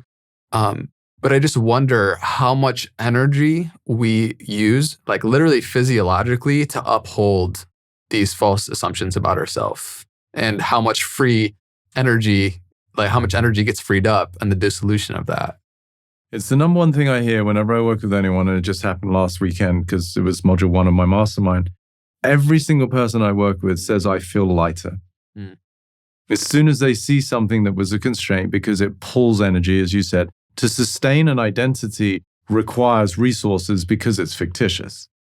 So even in the realm of addictions, and I get what you're saying, like we live around people and we know people who've, struggled, and it's hurtful and it can destroy lives and relationships. And so there is a sensitivity to that. But, to be categorically honest, no one's a fucking addict. No one is. The addiction is to the idea of yourself that's not you. Right? So in the absence of that, it comes back to, know thyself. I am. That's about as far as we can go. I am. The consciousness that is self-aware is about as far as I can go. Anything on top of that is a delineation in any way in language that I am Peter. It's not a truth. I mean, it's convenient. If you see me walking down the street like, hey, Pedro, I'll look around. But I mean, I might as well be Tim. It doesn't really matter. Right? It's a sound. It just locates me in time and space in this dimension that we're in. So it's helpful. But to be able to disassociate from that which is not true is where the liberation lies. And that's where the absence of addiction occurs, because the addiction is to the identity. The identity then has its behaviors that can lead to substance. But if I just know that I am, and anything after that is not a truth, it's a story, convenient, helpful, may even be inspiring at levels, like I'm the greatest, like Muhammad Ali, the guy was like awesome, but none of it was true, but he fulfilled on that because he believed it to the degree that he was able to actually manifest it. But equally, someone can say, I'll never meet anyone. Okay, well, it's the Henry Ford, right? Whether you believe you can or you can't, you're right. Yeah. So that's the power of magic. This is why I love words and abracadabra. As I speak, so I create. Where we get to play with, co-create in this dimension where we're all artists. And the medium in which we get to express ourselves and create these masterpieces, for good or bad, is through vibration and words. Yeah, it's so amazing when you get beyond the story of yourself that have been passed down quite literally, possibly for many people, for generations and generations and generations. Yeah. And you discover the unique creative pulse that lives within you that is like that one of the 8 billion, faces on the diamond. And then it's beautiful because you then get to be a true representation of your unique perspective in life and however that shows up, And if you're an artist, that means that your music is going to be not recreatable because it's unique to what wants to come through you. Yeah. You describe this energy when you work with people in your mastermind and they feel physiologically lighter. Yeah. It reminded me of this section of this book I read. I don't know if you've heard On Having No Head by Harding. No. But it's great. It's a book on non-duality, pretty thin. Mm-hmm. He describes in the recognition of one's true nature, some things that cascade. And I just want to kind of riff off. I'll just list these off and see how it resonates. Okay.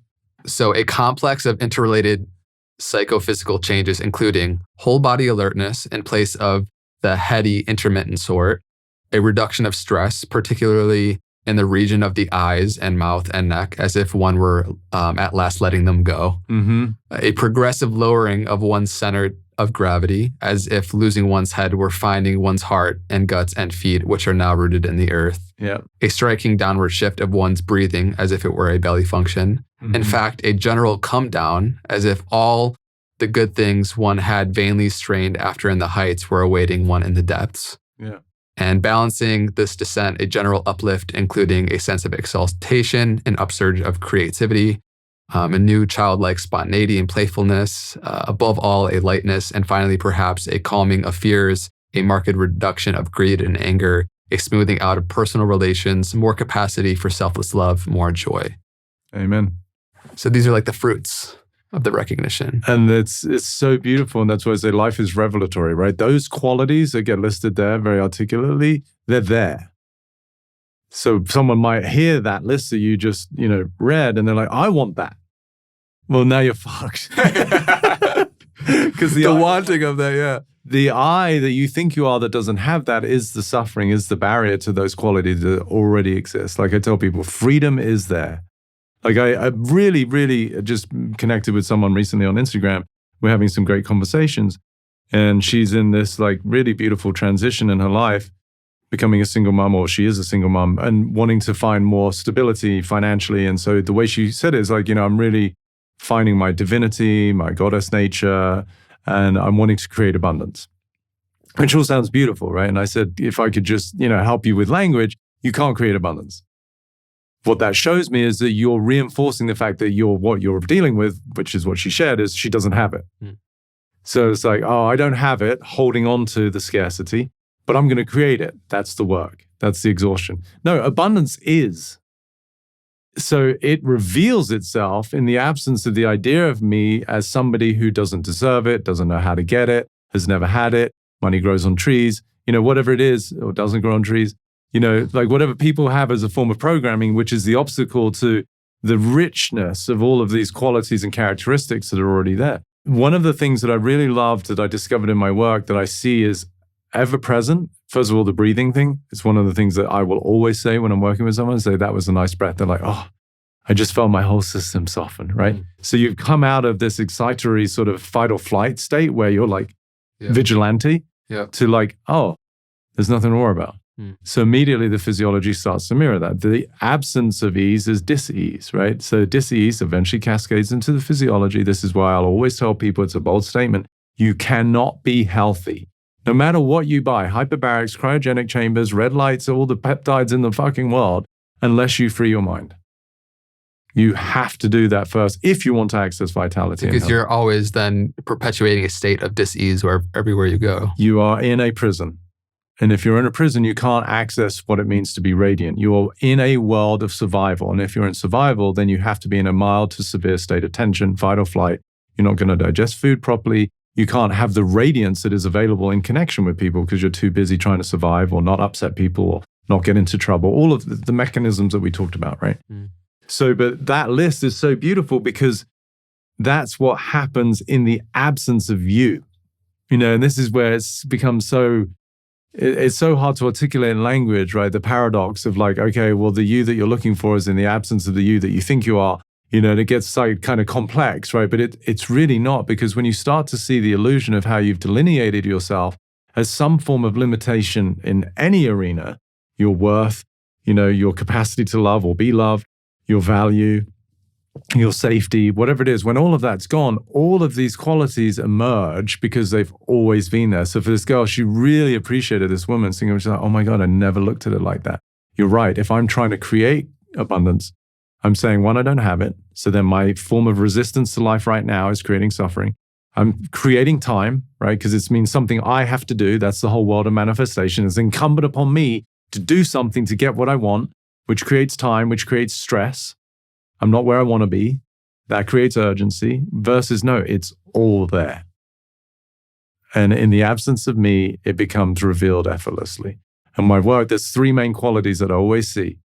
Freedom, that's, as you know, my main product, because it's the freedom from the idea of oneself, which is really relative in terms of time to history.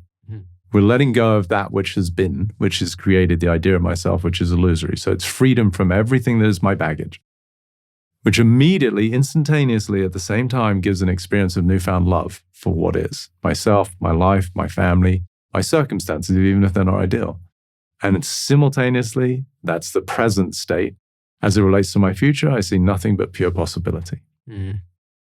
It's so well said, man. So well articulated. And I really, it's so interesting, that paradox of striving for something that can only be recognized in the absence of striving. Yeah. Like we can never become free. We can only be free. Exactly. We can never become happy. We can only be happy. Yeah. It is an interesting paradox because even like for those that want to take up the practice of meditation, it has beautiful benefits. And yet to take up a practice that you are saying is going to one day lead to freedom is almost reinforcing the shackles and chains of you not being and recognizing that state in the current present tense. Yeah. So it is both yes and. Like we do live in this realm of duality, and yet it's also we can recognize the non-dual state of our being. And that's the compassion part, right? Because to begin with, my self-righteousness, when I saw this, was like, it was so self-evident. I was like the smartest guy in the room all of a sudden, right? I had all the answers until I realized, no, that denied the fact that I previously didn't, right? So I wasn't making space for compassion. So I tell people there's always somewhere to get to until you realize there isn't. And they're both appropriate, right? Because as long as you think there's somewhere to get to, that's where you're currently at. And so you can't force not getting somewhere, because that would be the ego still trying to do it, to look good in terms of like being spiritual or whatever. It's like, oh, no, kumbaya, and I fucking meditate and I'm vegan raw or whatever. That could be the ego's way of just like trying to still garner love that person never felt as a child. It's still an addiction to some sort of constraint. So the compassion is to let everyone be, comes back to listening and love exactly where they're at right now. As I said before, like not knowing your path is your path right now. But there's a suffering that comes with like, no, but I should, or what's my purpose, or what's my dharma? I don't know, where are you at just right now? And can you be sufficiently big enough as a being to allow your current form of human iteration to be where it's at? Like, I've had moments where I really feel like I don't want to do anything. I just can't be bothered, And it's like I don't think anyone listening to this right now would be like, oh my God, like he's the only person that's ever felt that. Right? So that's space for my humanity too. Yeah. And the more that I kept making space for my imperfections, the less they impeded my joy and my freedom. It's, working with so many athletes as I have, Jack Nicklaus to me still had one of the greatest quotes as it relates to accessing performance, which is he said, one of the most important parts of winning is being okay losing. He didn't say I want to lose. He didn't say that I wouldn't be upset if I lose, but he's okay with it. And so the irony is, as soon as we make space for the things that we don't want, they no longer impede what we do want. Because we've incorporated that. One of my athletes, a golfer, he tripled his winnings. And one of the things that really resonated, and I said, if you're okay with every outcome, you've got nothing to fear. Which is, another way of saying what Jack said, right? Like if you're okay losing, which is going to happen, especially with my baseball players. I mean, the best in the world are still failing 7 out of 10 times. So you really start to just recognize what it is to be a big enough human being that you're allowing for what it is to be a human being, which is to fuck up. Yeah. I mean, my greatest athlete in terms of the longevity of our relationship, 15 plus years, 7 All-Stars, he won the most valuable player, MVP of the National League. There's only one person does that, and then one in the American League. So it's the biggest accolade you can get as an individual athlete in a team sport. And he won. And at the beginning of the season, you would think that this was completely counterintuitive to him becoming the best player, which is, I said, you have the capacity to suck. Like that, you have that available to you, because he was getting really upset that he kept striking out. And I said, again, the best in the world. So he knows these things mentally, but he hadn't allowed that to be part of the fabric of his humanity plus his being an athlete, even though he's paid millions of dollars to perform. Well, I can't do that because there's an expectation. But as soon as he allowed his system to relax and go, oh yeah, I can strike out many games in a row. Like he no longer worried about it. And for that reason, his performance became so much more effortless because he wasn't trying to avoid something. And in the absence of either holding or avoiding, which is the way that we predominantly relate to time, past and future, right? Most people are holding on to a history they haven't yet accepted. And they're trying to avoid usually the replication of that in their future, which creates fear and stress and anxiety. In the absence of both of those, you're left with what is always there, which is presence. Mm-hmm. So even the whole adage of like, be present or be in the now, it's a becoming instruction, which is reinforcing that you're not. Yeah. So my method of working with people in terms of flow state is like, I'm not interested in you being in the present. That'll happen if we just clear out all the shit that you're carrying and all the stuff you're worried about. Then you're just here.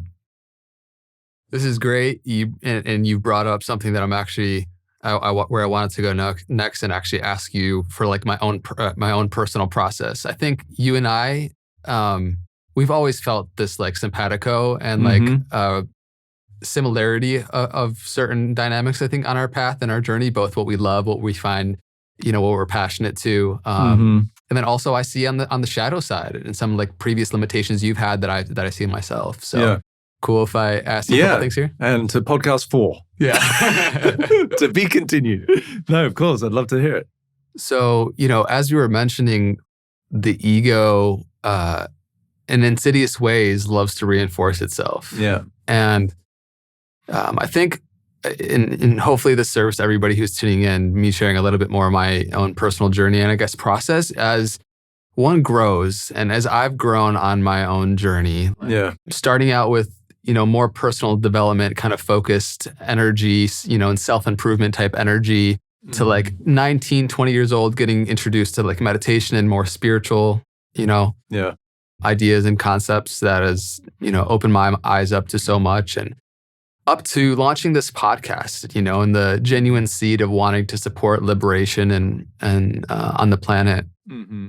I've just noticed, and as I've cultivated my own ability to listen, like my own inner narrative, or where there's a desire to change up any behaviors around this, what you could just, I would say, categorize maybe for people as like a spiritual ego. And I think this is a really big theme right now, and I see it more and more the more that I have awareness of it in myself.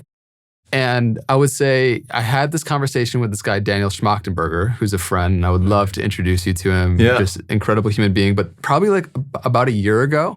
And it was like a deep 3-hour late night conversation that just like super awe-inspiring. And I left with this deepening of wanting to serve from the heart, and in noticing the part of myself that has gotten caught up in the identification with being spiritual. Right. And I had this sort of, and you're my friend, so you can, you know me, and you can, see patterns and different things. So I'm curious to see what you pick up as I continue speaking here. I had kind of an experience which I can share now, or maybe at a later date, in Brazil with my men's group, like maybe 6 months ago, where I had a deepening of this like shedding and releasing of, I kind of felt like I'm tired of being spiritual. And really what it is I'm tired of spending energy upholding a persona that desires to be perceived as spiritual. Exactly. Much more accurate. Yeah. And it's fascinating because, like, of course, there's the genuine urge to, serve people. And I recognize myself as a spiritual being. And I was just noticing more and more the parts of myself that would desire to be seen spiritual, attractive, bright, light, and how that would show up maybe in the choice of wardrobe, or like the many different behaviors that it would show up as, you know? And it's, it's a subtlety, but but to me, it felt like there is trapped energy there and more freedom to be had. And for sure. And so happy to work with you on my own internal process of this, but then, it also leads into this larger process of spirituality as it's discovered for many people and deepened, through podcasts and YouTube. There can very quickly become this identification with being spiritual. And if truly being spiritual is something, to be approximating, not having an obnoxious ego, it's interesting how the ego uses that as well as yet another means to seem superior, attractive to other egos. No, it's well said. And I've seen it in you for a while. And I think just because you alluded to it earlier, when I helped you with your relationship, that was the same trap you were in, right? Like the superimposition of who you were relative to your girlfriend and who you thought she should be. You weren't related, right? Because you weren't related to her. You were related to your spiritual ego's view of who she should be or the things she's supposed to do, right? So I've seen that in you. I've had it myself, right? Like, so the way I said is spirituality is developed a face. Is developed a face? It's developed a face. Spirituality now has a face. Like, we know what spiritual looks like. If you meditate, you do yoga, you wear some fucking yoga pants, and you definitely eat at some sort of raw vegan place, and you got to be spiritual, right? But it goes back to what we said earlier. Like, you can't try and become free. You just got to be free. Yeah. So even it's preposterous, right? Like, if we had to think about it right now, and if I was to ask you, okay, if you could imagine everybody dead or alive as human beings on the planet, who would you say is the most spiritual person you know? As an actual question. Oh, for me? Yeah, okay. For you. Yeah. I mean, my truth is that everyone's equal, but if I was to... So that's, and again, this is where you get stuck a little bit, right? So there's the knowing, right? But like, really feel it, like as a human game, right? Because that's a good answer. Yeah. The part of me that like the guru, the enlightened being, Right. that wears robes Ramana and Maharshi, Sri Nisargadatta, has whoever- stories of awakening and has sat for 12 days without moving and like all that. Yeah, exactly. And that's how most people would see it. And that's part of the face. And there's a degree of truth to it, right? There's things that people say, there's an energy that they emit that is palpable. And there's something that is enticing about that that's authentically attractive, not because it's created to be attractive, but it's like, wow, there's something that appeals to me in that person, right? Maybe why, again, people open up to me on an airplane or whatever. There's the absence of pretense that allows them to feel safe. So it's a good answer. What I want you to consider, which will help you because I know you and I love you, is that the most spiritual people I know are children. Right? And why I say that is because I feel sometimes with you, in the attempt to garner the attraction, the appearance, and especially as your brand grows, right? Like it's something that I had to deal with. Peter Crone, the mind architect. I mean, God forbid when I fucking date somebody, like I don't stand a chance, right? Like it's because I can't have any problems. It's like it's so preposterous. Yeah. It's so stupid. Yeah, the titles we give ourselves, the hitman for the ego, that sounds really good to the ego, Exactly. So that's why I said even earlier, I know I'm not Peter. Like I've gotten to the point that I know none of the shit that I talk about is me. I'm just a space. I'm a perspective, and it's helpful, and it seems to bring a lot more joy to people. So I'll keep doing it as long as I do it. But for me, what's missing for you sometimes is a little bit more joy, a little bit more silliness, which we have great humor. I mean, we were in Cancun, we had a blast, right? But I think, maybe why you were with your previous girlfriend is there was a playfulness about her that's really balancing for you because you're more the structure, which is oftentimes the masculine. Like the feminine is the self-expressed, the handbags and the fucking emotions and the shoes. I want to do it all. And the guy's like, well, I'll keep the fucking everything straight, right?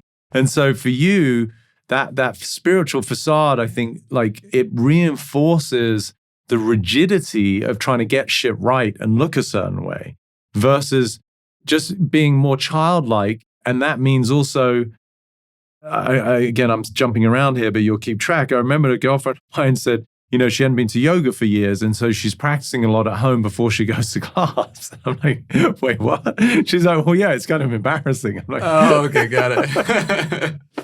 I'm like, do you even hear what you're saying?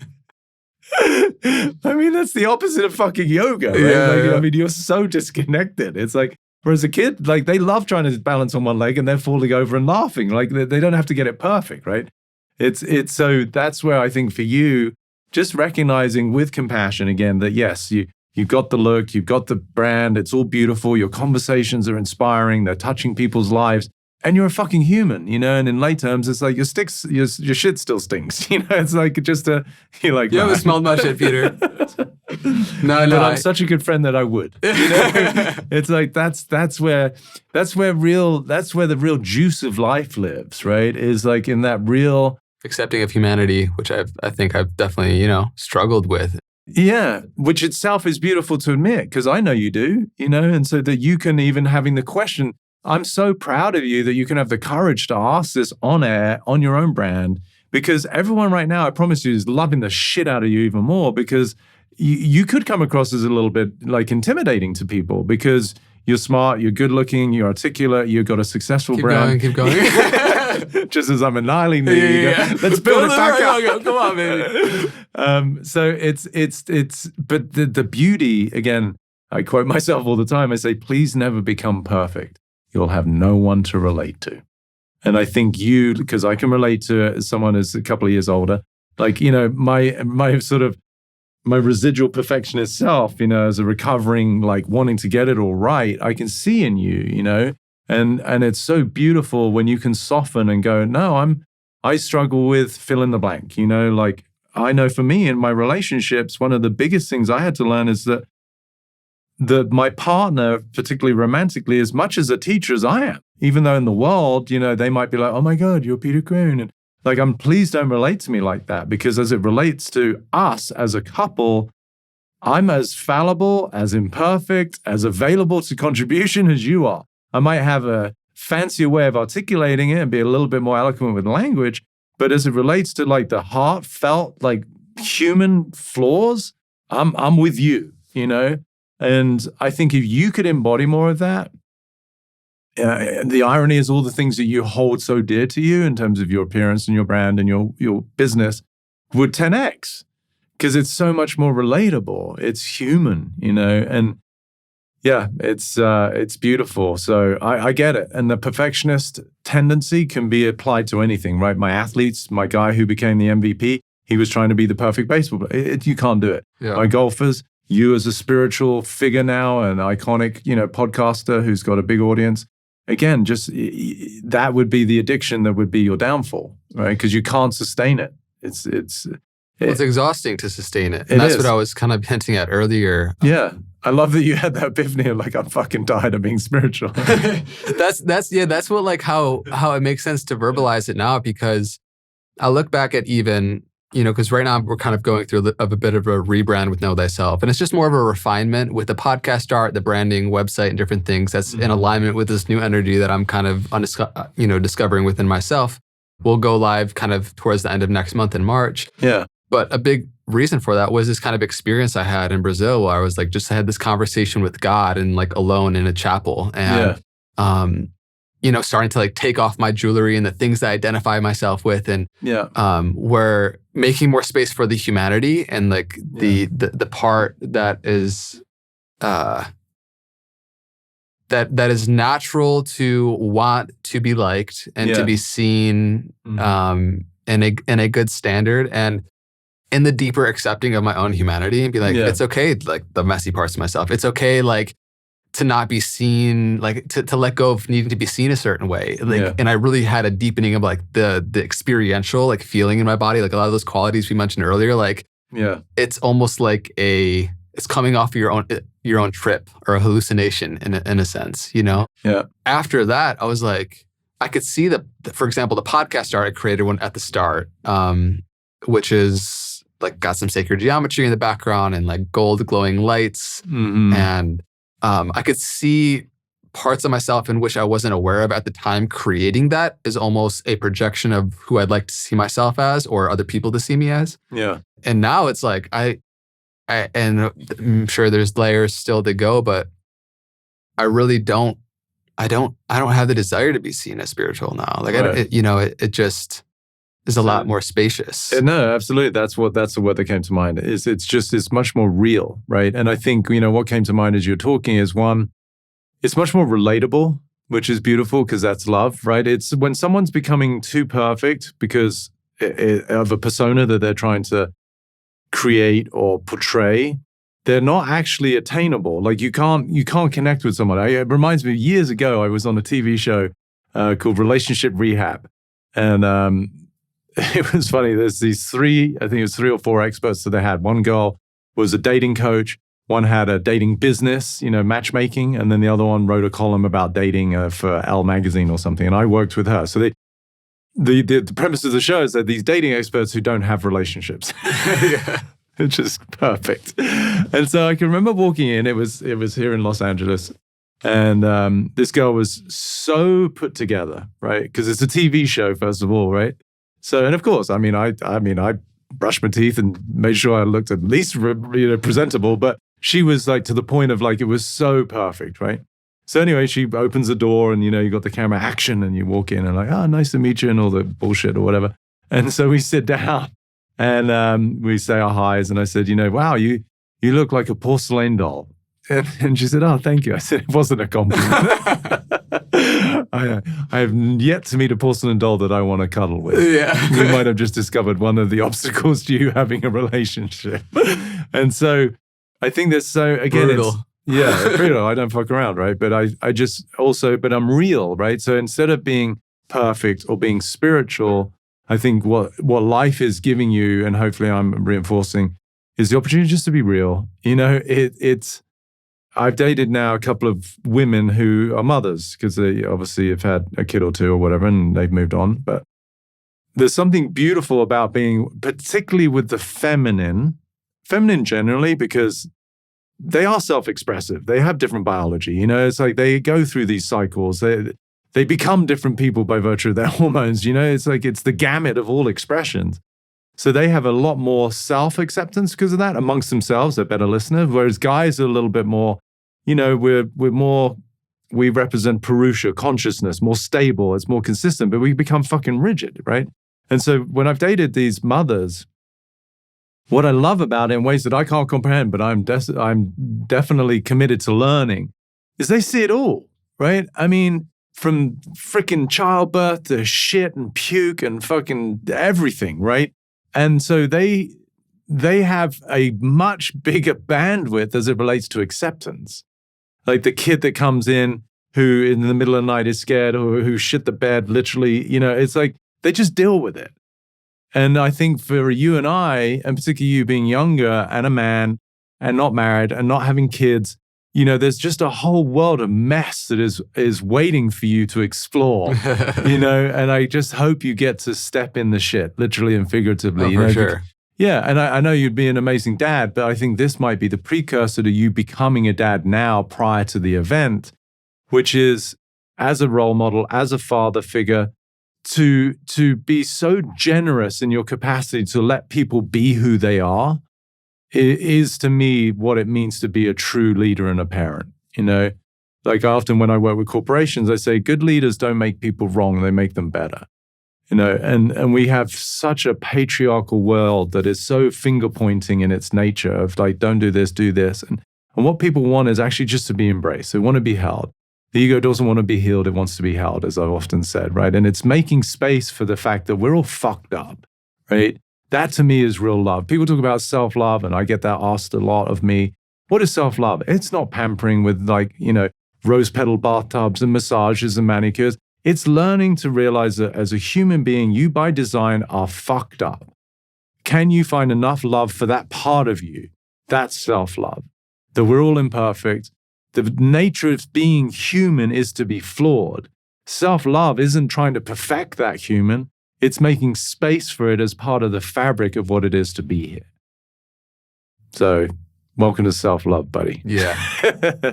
Embrace the part of you that even wants to be spiritual and look cool. Totally. And that was on the other side of that experience. Like immediately I had a lot of gratitude for young Andre who, whatever coping mechanisms or like strategies or identities, that were useful in building the life that I have now, which is amazing. And I'm grateful for it.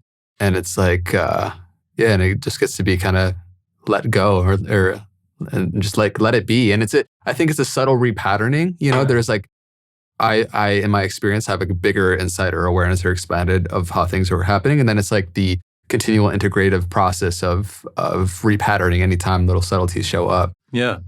One of the things that might help, it's in a funny way now that you talk about some of these tendencies, you really do remind me of my athlete, which is a compliment because he's extraordinary. But one of the things that I find most people lack that they need to work on is discipline, right? When people say they don't have the life they want, they don't have the results they want, they don't have the body they want, invariably, as a very practical reflection, they just lack discipline.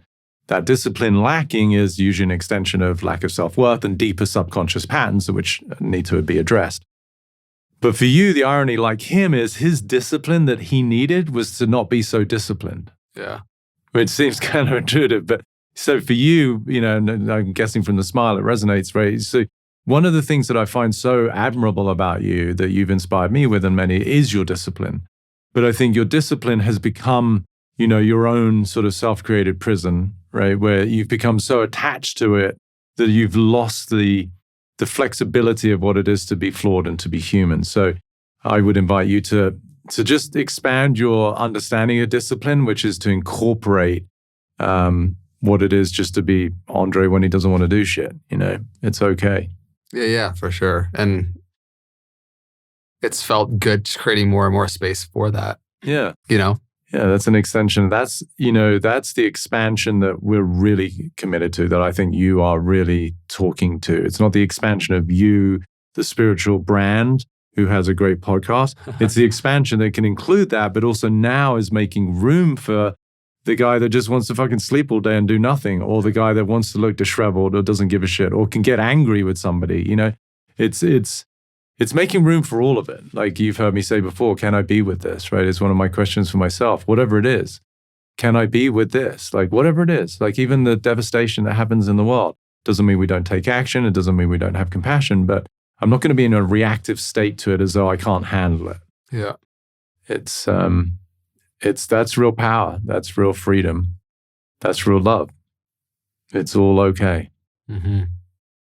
And I find myself being more pulled from that state now these days. Like earlier on, meditation was more disciplined, almost militant, in my approach to it, which is great for the benefits or whatever, but still creating that mental prison that you're living within. And now it's like going to meditate because that's, generally being pulled and called, and devotion versus discipline and really heart instead of the mind as much. And palpable shift. And it's a commitment out of love versus fear. Like what I see in you and so many people, even who are very disciplined, is that they're being driven by an underlying energy of fear, right? That I've got to get it right. It's about how I occur to people. It's about being the good boy, not upsetting parents, like fill in the blank of whatever it is that we feel we have to do. And it has that energy of must need, which is a resistant energy, versus it's a choice. It's out of pure joy and exploration. It's out of the sheer love of being alive, to have the feelings, to have the curiosity, to explore, versus just trying to get it right. Yeah. And they're very distinct worlds, and I think you obviously dabble in both, but it feels like now, okay, great, you're making room for the one that is more based in spontaneity and exploration, as opposed to just this is the way it has to be because this is where I've always done it. Yeah, no. And I mean, out of all my friends, I'm probably honestly the most adventurous and silly and rascal. Whenever we go on travels or whatever, I'm always climbing the dangerous rocks and doing these things. And that for sure is a big part of me. And, I think previously for sure, more in the past, maybe I would guard that side and all of its aspects being perceived, and so it's it's been a good process, and thanks for chatting with me about it. I'm excited for you because I love you, and I can see it, and it's subtle, and I know your silliness and playfulness when we're whether we're on camera or not. I hope there's no difference, right? We can be playful, but I can see you have a role, you're playing a job, you've got a job, you're doing an incredible role as a host, as you always do. Your questions are impeccable. Your listening is great. All of that, but there's just a little bit more room for the silly. A little bit more room for the freedom of self-expression. It doesn't have to look a certain way. As soon as we get caught up with the appearance of something, we're missing the point. Yeah. That's probably a big invitation also for everyone who's listening, which has been helpful for me, is asking myself that question, at any point throughout my day in conversation with somebody and creating something, is there subconscious or conscious cognizance of how something is being perceived externally and how it's being appeared? Because in that alteration of behavior lies where we're trapped and we're not free, you know? So that's been a helpful kind of pointer for my own personal journey, I think. And the way I distinguish it, which will resonate based on what you just shared to everyone and even for yourself, is the difference between being self-conscious and self-expressed. Mm-hmm. Right? So people who get caught up in the how is this coming across, or they're shy or embarrassed or anxious, they're self-conscious. They're aware of self versus just being self-expressed. One has got the governor on, the brake and the accelerator, and the other one is just take it as it is. And it kind of just weaves in as the wider umbrella for this whole conversation of we have our waking up process of perceiving who we are beyond the illusion of a self. Mm-hmm. And we still have our relative history and characterological stuff that we get to work through as it relates to our own internal emotional landscape and connection and relationship with others. Mm-hmm. And they're both valuable, you know? There's a reality by agreement that is cultural, that is religious, that is national. People become so associated with these traditions that's now collapsed. People really think they are a religion, right? I am Christian, I am Jewish. And to just give that up just because you recognize it's not an actual truth, that comes with consequences for a lot of people, and that can impinge on that sense of family and belonging that is really primal to the human experience. So I'm not saying that you throw it all away. It's just to recognize that none of it's true. I tell people it's all real. It's just not true. Yeah, that's an important distinction, because it helps us not bypass or deny our experience or existence, but it also helps us see the illusoriness of something. Yeah, and that's where the freedom comes in. Otherwise, we're just fighting over illusions, right? My God is better than yours or whatever it is. my particular label or my status is better than yours. And it's all made up. And it's okay. You can still play the role. It's like you don't have to emancipate yourself from your belongings, but emancipate yourself from the person who thinks they need them, right? It's just a deeper level, right? It's like I love to have all the trappings and all the toys. It's fun, but I'm not attached, right? I love to experience like companionship and intimacy and relationships, but I do the best I can not to be attached, right? Love is allowing for all of it to come and go and to be in the flow and not to be so easily upset, or to be so rigid in the way that things have to occur to us. It's like, no, I'm in the dance. I'm in the trust of life. The things are always and all for all of us to our benefit, to our evolution. And we're here to transcend the constraints with which we arrived. And this brilliant paradigm has got exactly the circumstances you need for that to eventuate. Mm. It reminds me earlier, when we were reflecting on and it's been talked about through Advaita, through millennia, that even the act or desire to dissolve the ego is in itself an egoic act. Exactly. Yeah. And yeah, it's so slippery. And the good news is it's all unavoidable, right? People are like, well, what should I do? I'm like, just keep living. Yeah. Because wherever you go, there you are, and your triggers are going to be what they are based on whatever it is that you still got to transcend. Like, I say, like, life will present you with people and circumstances to reveal where you're not free. Life will present you with people and circumstances to reveal where you're not free. It really is probably my favorite quote of yours, and really does encapsulate like what this human experience is and how it happens in the reflections and mirrors in our life. And when we've kind of dissolved a certain aspect, or overcome one aspect of life, there's usually another mirror down the road that's coming, right? Something more subtle, something more refined. Yeah. And I think we're so far away from what it is, if we were to put it in the word of what is our potential, right? Like, potential is something that gets actualized over time. It's not like you could realize your potential like it's a finite thing. It's never ending, which is why this is such an extraordinary game, right? The mountain without a top. For as much as I've garnered and learned and realized and let go of and shed and reconciled and mitigated, like it's okay, there's something that happened last month that I'm like, oh shit, I didn't even see that too, and it's just beautiful because it's like a sport. Like I love golf, right? Like, and there's no one in the world at the best of the best. They don't get it perfect. Ben Hogan, one of the greatest, he said, in his best round of golf, he hit 4 perfect shots. It's like, it's the consistent exploration of what it is to be us. And there's a joy to that. Yeah. Like, it's, at times it can be a pain in the ass because it's never ending, but that's also part of the gift that it is to be alive, to taste it all, to feel it all, and to explore it all.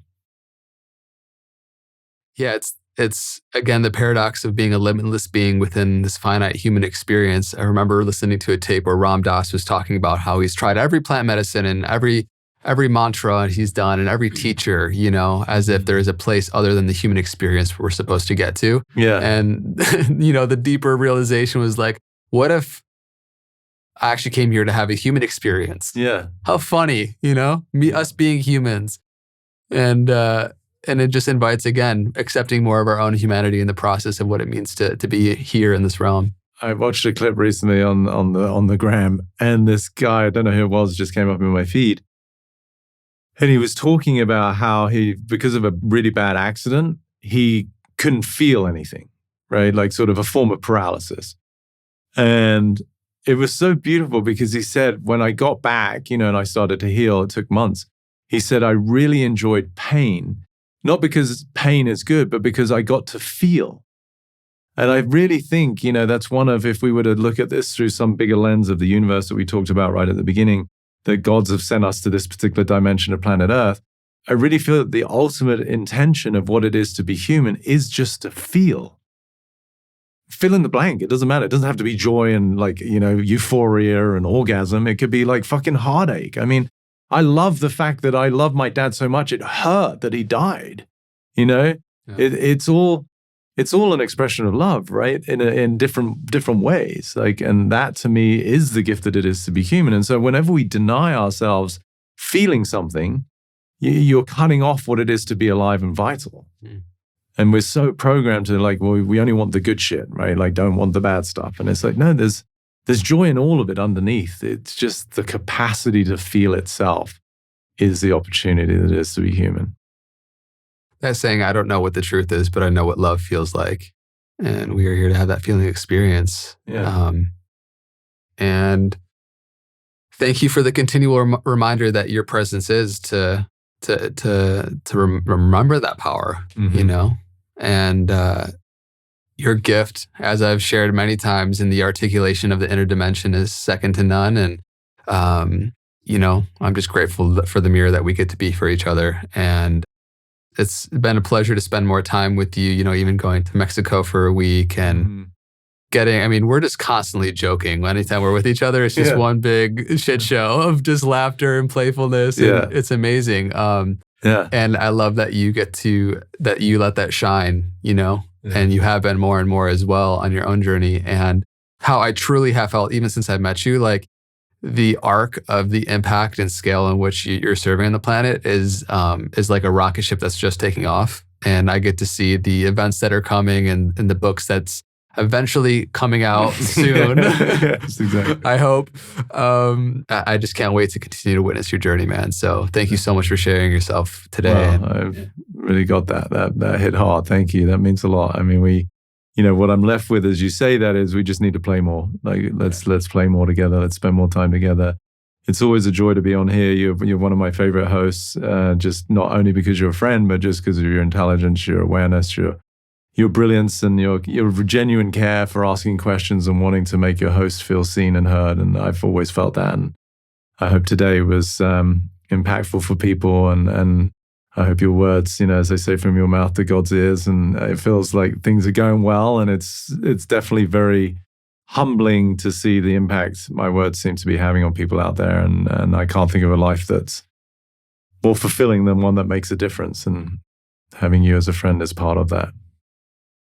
The best gift, man. Yeah. What a joy. Thank you so much. And we'll link everywhere, people, all the touch points that you have, from your Freedom Mastermind to the free offerings and social media platforms. People can find that all linked down in the description below. But is there any aspect of that you want to point people towards before we head out? No, I mean, just the usual places. I mean, I'd love for people to explore Freedom, the platform, because I think that's my legacy that I'm most proud of, because there's like now 90 plus hours. It's got all my live events that people can't attend. People do fly around the world, which is still humbling to come to an evening event, and we're going to eventually go around the world. But if you miss out on that and you want to watch them, they're all housed in Freedom, and we wanted to make it super affordable at just $29 a month. So that's something that if people are looking for support, they're looking for insight, they're looking to free their mind, and that's all in there. So, but otherwise I'll just keep doing what I can to help bring freedom to the masses. And check out Peter's YouTube channel, which you guys have recently activated. And I love seeing it's an important platform, I think. And I'm glad you guys are starting to post on there. Yeah. We realized that was an avenue we weren't exploring too much. So thank you. And last note from me for everybody that's been tuning in, we recently did a survey and got a few hundred responses from the community. And it's really unique and so different to like hear from a few hundred people who are a part of your community, the values, what they really see, and their perspectives on what's being created here with the podcast and community. And I was just in awe with the level of intelligence and insight and care and compassion of the people that's cultivated through these comments and numbers on a screen, Yeah. But to really feel the hundreds of thousands and millions of people that tune into these conversations, it is like one big Earth family. And even like me sharing vulnerably, like some things that I've been working through, I feel like also this community has become a space for me to be able to, share and open up in my own process, as I hope it is for you in the comment sections and the people that you get to meet through the events and things. And so it's just a special thing we get to do in this day and age. Very fortunate. We're very blessed. Yeah. Thank you, brother. Much love. Thank you, everyone. Until next time, take care.